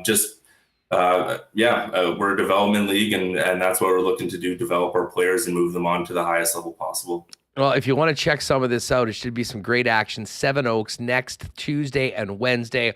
All the information is online over at the Manitoba Junior Hockey League website. Before we go, fill us in on this season so far. I mean, you're about at the 40-game mark for the MJ, and you look and you got two of the teams that have been very strong the last few years, the Steinbach Pistons and the Portage Terriers, right there, tied at the top of the East Division at 58 points with Winkler just 4 back. And then looking at the West Division, Erik, it's crazy. The top 3 teams, Wayway, Swan Valley, OCN, all tied at 49 points. And then Dauphin just 2 points back with the game in hand. I mean, from a competitive standpoint, I've followed this league for a long time. I'm not sure I can ever remember it being as tight as it is this deep into the regular season. Yeah, it's kind of hard to believe how tight that West Division is. I mean, you look from first place to last place in the division, there's only a 6-point gap. So what's going to happen come playoff time? Who's going to make it? It's going to come down to the wire, which is going to make for obviously an extremely exciting stretch run here. And yeah, like you said, you go to the East and you have Portage and Steinbach at the top. They just played last night. Steinbach beat Portage in Portage. So they're both tied right now at the top. Obviously, Portage, they're going to be hosting the Centennial Cup this year in May. So super exciting for the league, for the Terriers. They were supposed to host back in 2020. Obviously, it got canceled and moved. So, the parity in the league has been extraordinary this year. All of these coaches in our league, extremely competitive guys. And the players, you got to give credit to the players. I mean, these guys are relentless, and they're willing to put in the work every day and to get better and develop and try to move on to the next level. So every night, the top team can go against a bottom team, so to speak, and no lead is safe. And we've started recently to do a Friday night pick'em on our social media platforms with some of the broadcasters in our league, and best of luck to them on a weekly basis, because you never know what's going to happen. Well, I mean, it is just great for the league. And there's been a number of things that have been really positive for the league coming out of the pandemic. And one, I got to give a shout out to our pal Nick, DQ Nick, from Nick and Nicky DQ. Of course, they've got their DQ out in Niverville. And he was a big part of that new team, the Nighthawks. For a new team, they're doing quite well, 19-17. From the sounds of it, it has been very, very well received by the community out there in Niverville, which continues to grow. Tell us a little bit about the newest team in the league and how that's gone so far from your perspective. Yeah, do you know what? I think it's gone as good as it can, just from day one. It's been years in the making. I think it was back in 2007 that the group in Niverville kind of reached out to the MJHL and started inquiring about what they need to do to have a team to operate in Niverville. And yeah, they've done a really good job from, promotion off the ice and how they do business, and their team, first and foremost. Kelvin Check, he's their head coach and general manager, who was the coach of the year actually in 3 seasons back in Winkler. They're doing really well. It's great to see, to have another team in the league that's strong, and that's, just heightening kind of the stature of the league. Just definitely hats off to them here in their first season.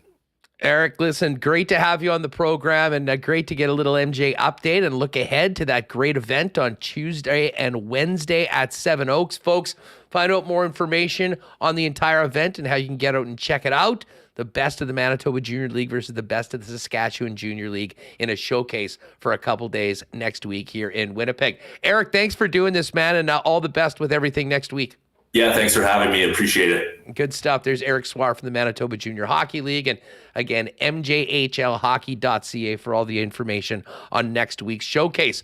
Well, as I mentioned, got to give a big stick tap to Nick and the entire crew there in Niverville behind the Niverville Nighthawks. Been a great, great debut season, and real positive news for the Manitoba Junior Hockey League. And of course, both before and after the games out in Niverville, a lot of people hitting the Nick and Nicky DQ there, along with 3 locations here in Winnipeg, the DQ Polo Park, DQ St. Anne's, and DQ Northgate. Pop by for those great, delicious Blizzard treats, perfect for before or after the game. And of course, if you're thinking about a big event, maybe a party coming up, talk to Nick and Nicky about a DQ ice cream cake or Blizzard cake. You can hit them up on Instagram at DQ Manitoba and order online. Get a quick and easy pickup at any of the 4 Nick and Nicky DQs. And a big shout out to our friends over at Little Brown Jug, Winnipeg's favorite local beer. Might be a great night to go out for a couple 1919s and watch what should be a real fun hockey game tonight between the Winnipeg Jets and the Buffalo Sabres. Don't forget, save the date, March 29th at Little Brown Jug, our second ever WST Sports Trivia Night with Little Brown Jug. Had such a great time and a great turnout the first time. Looking forward to seeing maybe some of you that weren't able to get out for the first time when we do it again on the 29th of March. Of course, pick up Little Brown Jug wherever they sell great beer, and you can always check it out in the Exchange at the Little Brown Jug Brewery on William Avenue, or order online at littlebrownjug.ca. All right, always on the move. Let's welcome in our guy, John Horn, to get ready for this final weekend of the Australian Open. No Canadians left, but still some great storylines. John, what's up? How are you? What's happening? Good to be on. Thanks for having me. Always nice to talk tennis, although be a lot better if we had some Canadians actually in the tournament. But hey, what can you do? We had Felix go to the fourth round at least, but would have been nice to get them a little bit deeper. Yeah, just before we get into who's left, I mean, Felix did have that run. Fill us in. Bianca, Layla, Denis Shapovalov. I mean, overall, what was there one player that maybe did more close to their expectations and who had disappointing results? Yeah, I mean, it was a bit disappointing. The Australian Open is kind of a strange. It's a strange tournament. It's the start of the year. Everybody's trying to get themselves sorted out. So, I mean, the off season's really short as it is. But I don't know. Like, whenever you think of the Australian Open or you see the Australian Open, very rarely do you ever see, Novak Djokovic aside, let's be honest. We had Federer and Nadal in a final a few years ago, but for the most part, you get a lot of sort of first-time Grand Slam finalists at the Australian Open. Over the years, there's been, Petra Kvitova got to a final one year, which was, not really expected. I know Ash Barty won it last year, which maybe was expected, but she hadn't really had any success on her home soil until last year. Marcos Baghdatis was another guy who got to a final one year, and that was the only time he ever got to a slam final. So it's not as if the Australian Open is a tournament where you go, oh, it's going to be, Nadal and Djokovic every year. It very rarely is it the 1 versus 2 at the Australian Open in the finals. So, again, that's kind of what we're looking at. I mean, it looks like Djokovic is probably going to get to the final. Tsitsipas has been there been in 3 previous semis. So he's been used to going deep, but a lot of the players that you see that get to the Australian Open, the final 4 or the final 2, not usually the household names that everybody expects all the time. And Tommy Paul, this is the furthest he's gone into a slam. Karen Khachanov is a guy who's only made a semi and a slam once, and that came last year at the U.S. Open. So it's not exactly a plethora of, the Nadals, the Tsitsipas, the Djokovic, the Dominic Thiem when he was hot. Even Federer, was in the semis, but, he didn't get to all the Australian Open finals. So it's different. It's different having some different names in there. I mean, this is going to be the future of tennis too, with a lot of the big names either retiring or on the verge of winding down their careers. We don't know how much Djokovic has got left. Nadal is pretty much done.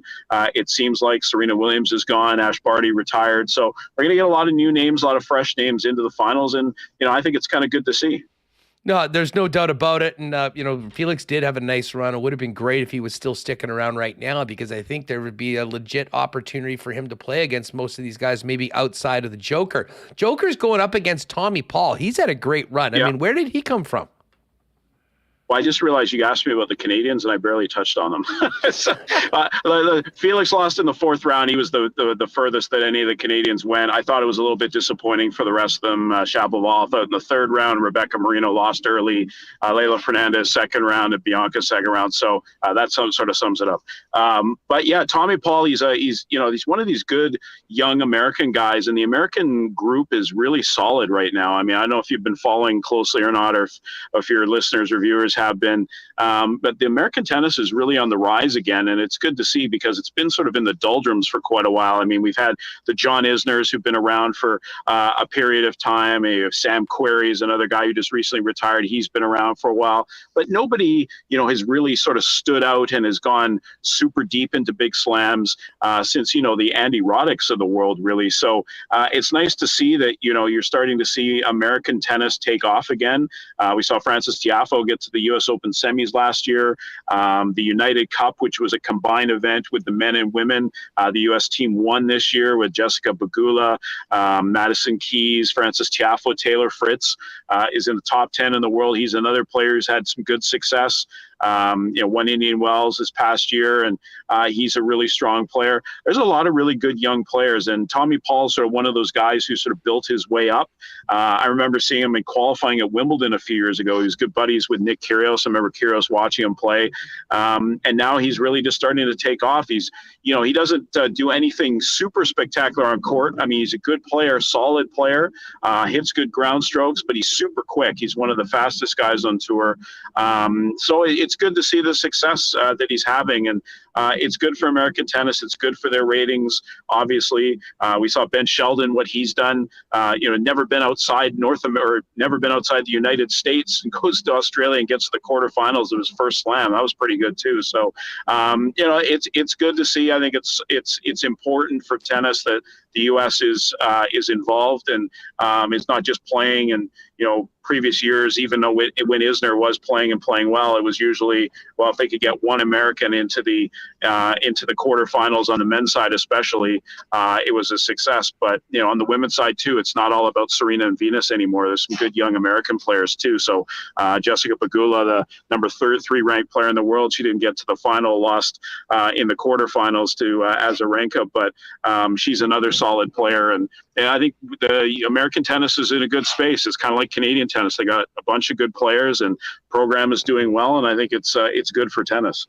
I'm just looking at the Coolbet odds here for the semis and the tournament overall. Khachanov against Tsitsipas the favorite, and Djokovic a massive favorite going up against Tommy Paul. Is it basically Djokovic on one level and then everybody else at another, and everyone's just trying to get a shot at the title? 100%. I mean, Djokovic is dominating Australia. He's dominated it for a while. He's won 39 straight matches now in Australia, 27 at the 26 rather at the Australian Open. If he wins the semifinal, it'll be 27 in a row. That'll eclipse Agassi for the most at the Australian Open. He hasn't lost this year. He's doing everything that Djokovic has been doing. He started off the tournament with a wrap around his left hamstring. I thought he had a hamstring issue. People were thinking, he's not going to be doing that well. It's going to be a struggle for him. He was complaining that it was bothering him. And then going into the quarterfinals against De Minaur, or the fourth round rather, against De Minaur, you thought, De Minaur, this is a solid player. He runs around the court. He's going to play really well. And then he blows him off the court. It was almost like De Minaur wasn't even out there. And then Andrei Rublev in the next round. Rublev, very solid player, fifth seed. I thought it was going to be a really competitive match. I was looking forward to it, and then Djokovic blew him off the court. So, when you think that if he beats those two players who are solid players, and no disrespect to Tommy Paul, if he blows those two guys off the court, I don't like Tommy Paul's chances very much, because Djokovic is just in one of those zones, and he's never lost a semifinal in 9 previous semis at the Australian Open. There's so many numbers and records for him that are on the line, and that he just seems to be eclipsing. And if he wins, he gets to this final, he'll have 34 career finals in slams. That'll tie Chris Evert for the most ever all time. He's just racking up record after record, and every single year, every single tournament, it seems that he's sort of solidifying his spot. Ultimately, is probably will go down as the best men's player in the world, with all due respect to all the greats, including Nadal and Federer. Yeah, John Horn's with us, just looking ahead to the final weekend of the Aussie Open. More for you, John, and then we'll let you run. While it's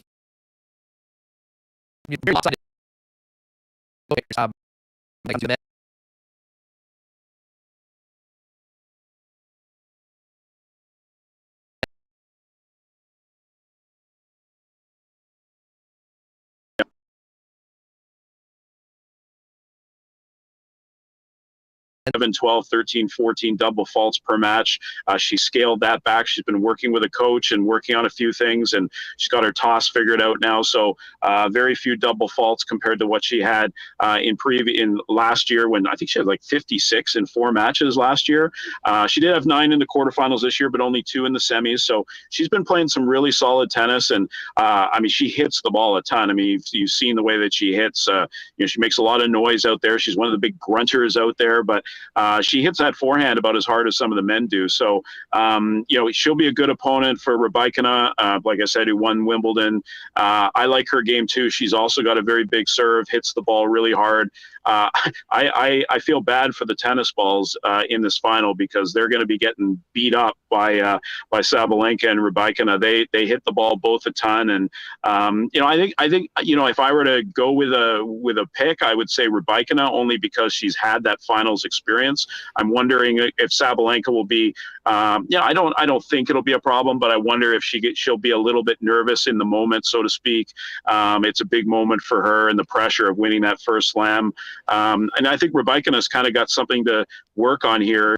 One of the things that happened with her is at the beginning of the tournament, even though she's the Wimbledon champion, she was put on court 13 for her first round match. And court 13 is kind of a outside court. And I think she felt a little bit disrespected, and quite rightly so. The Wimbledon champ being put on court 13 for a first round match. So that's kind of been like the story leading up to this, is that, hey, look, the player who's in the final now, you had her on court 13. She's going to be in the top 10 in the world again, just for getting to the final. So I think maybe it's her tournament to lose, but it certainly should be entertaining. I hope we get a 3-setter. Some of the other matches that we've seen so far in the semis and the quarters been quick 2-setters, haven't been as competitive. So I'd like to see a good 3-setter between the two of them. Hey, just before we go, I've got to ask you this. Remis reminded me of this earlier today. There was that incredible match that Andy Murray was in that went till like 4 a.m. Yeah. Why did the ref not let him go take a leak in the middle of such a long match? Well, the tennis rules are certainly up for discussion. I'll leave it at that. But there's been a lot of controversy over the years about the we were calling it toilet gate when Tsitsipas was taking off for his toilet breaks after the sets. There's certain rules that are that are set up where they're not allowed to go for toilet breaks if they've already gone for one before. I can't remember what the situation was with Murray, if he had already gone earlier, so he wasn't allowed to go again. But this is the issue that happens with tennis right now, and it's a bone of contention from a lot of players, a lot of broadcasters, agents. Everybody is a little perturbed about this, is that there's no real set rule there are some rules, but there's no real set rule as to how long the bathroom breaks can be, how long players can go off court for. There's supposed to be a time limit. The new rule, which has kind of been created, is they've got a certain amount of time that they have to be there and come back. Somebody's supposed to follow them off court to make sure they know where they're going and they don't try and take an extra couple minutes. I don't think a lot of players use it as a distraction.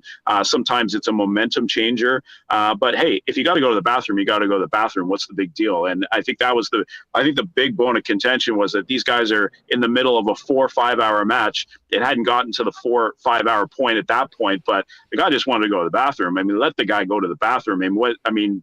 Somebody walk with him to the bathroom. Just let him go. I mean, if you got to go, you got to go. And it got a funny clip out of it, that's for sure.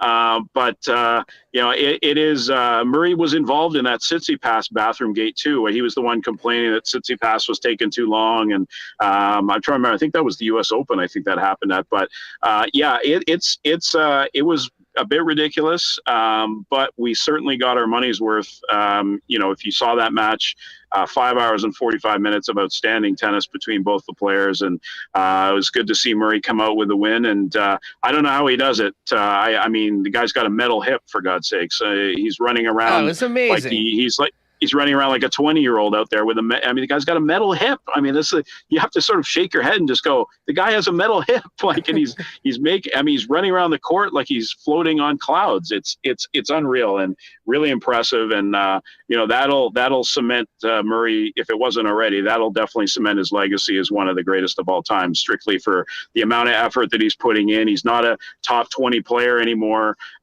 Could he be? Possibly, but he's certainly not now. And it's just nice to see him out there and enjoying it and enjoying the sport and being able to do it with a metal hip.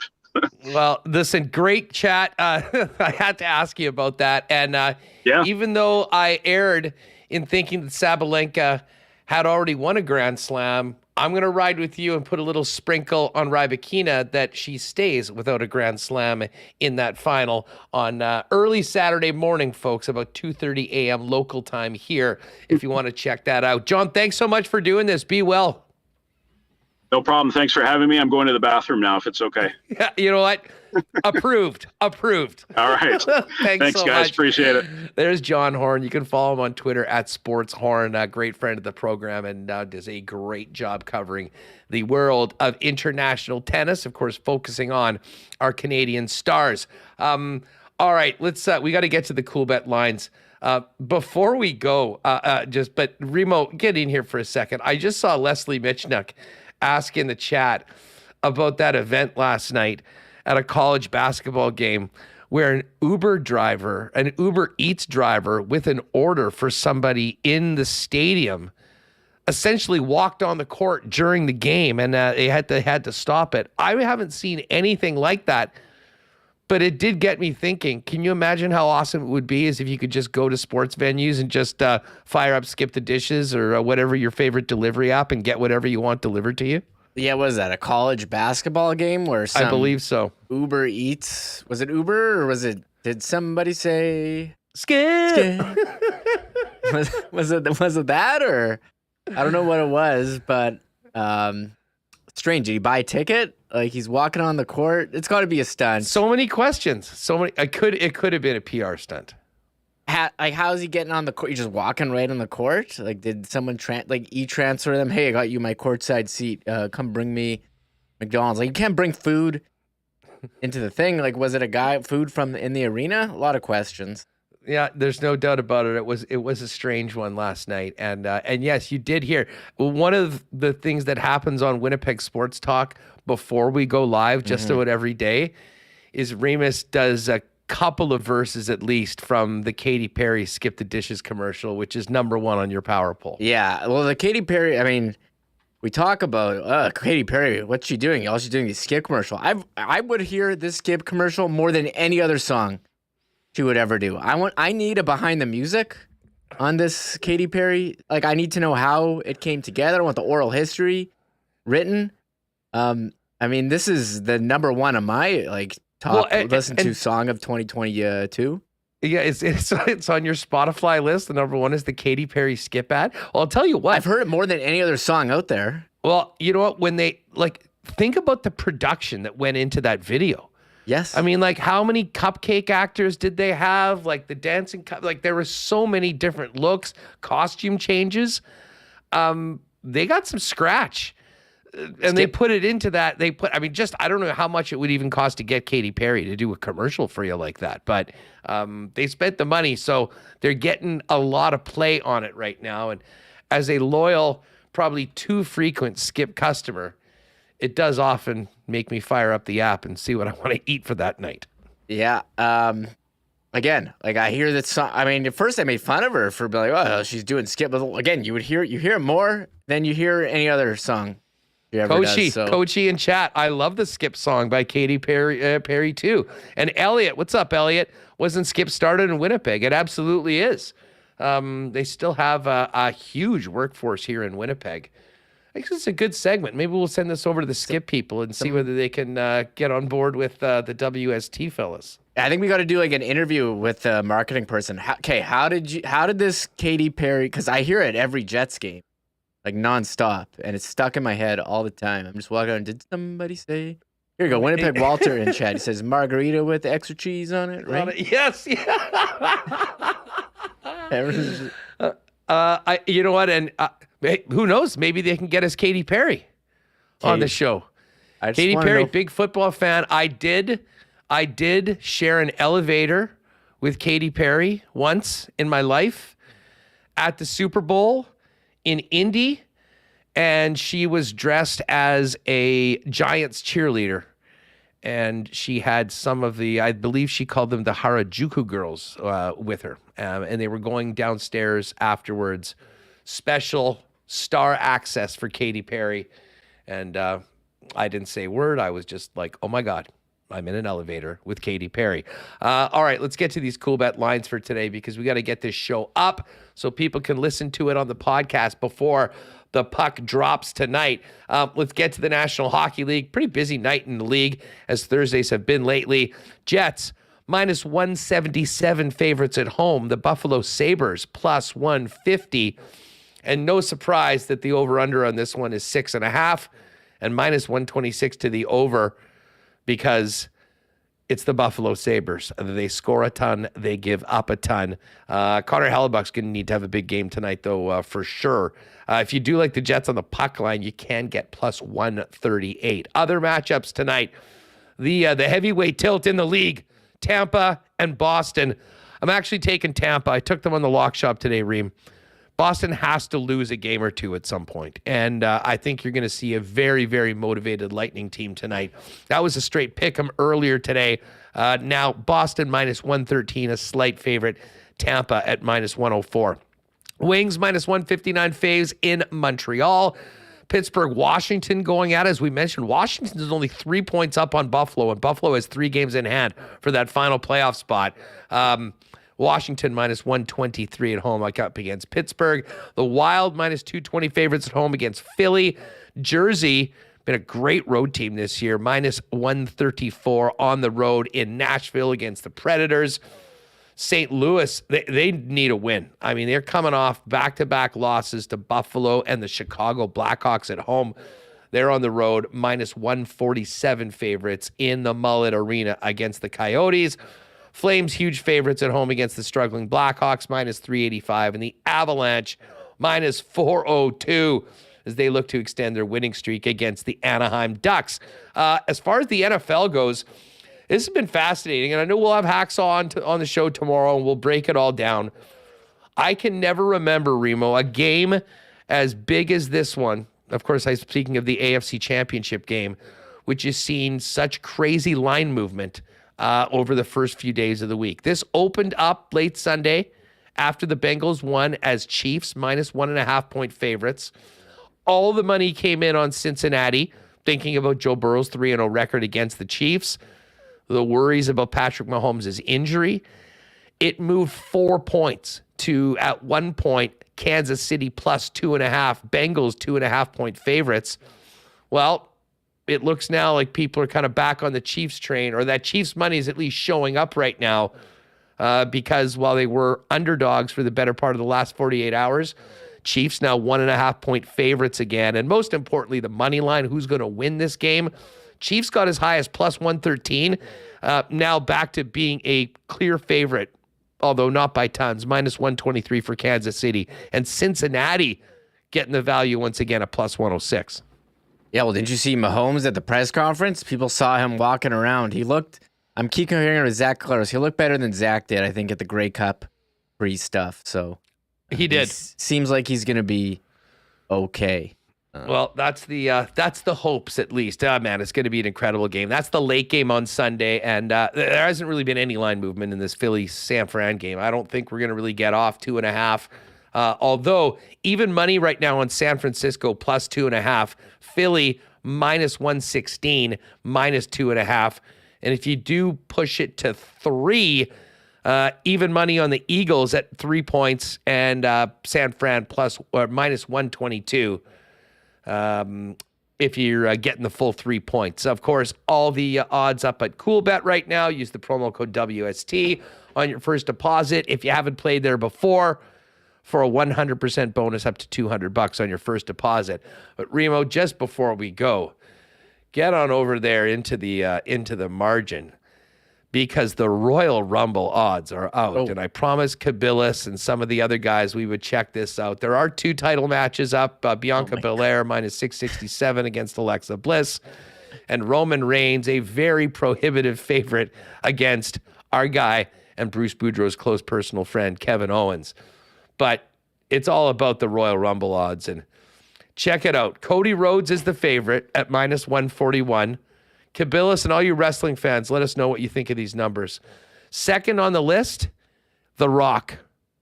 2 to 1. He's not going to win.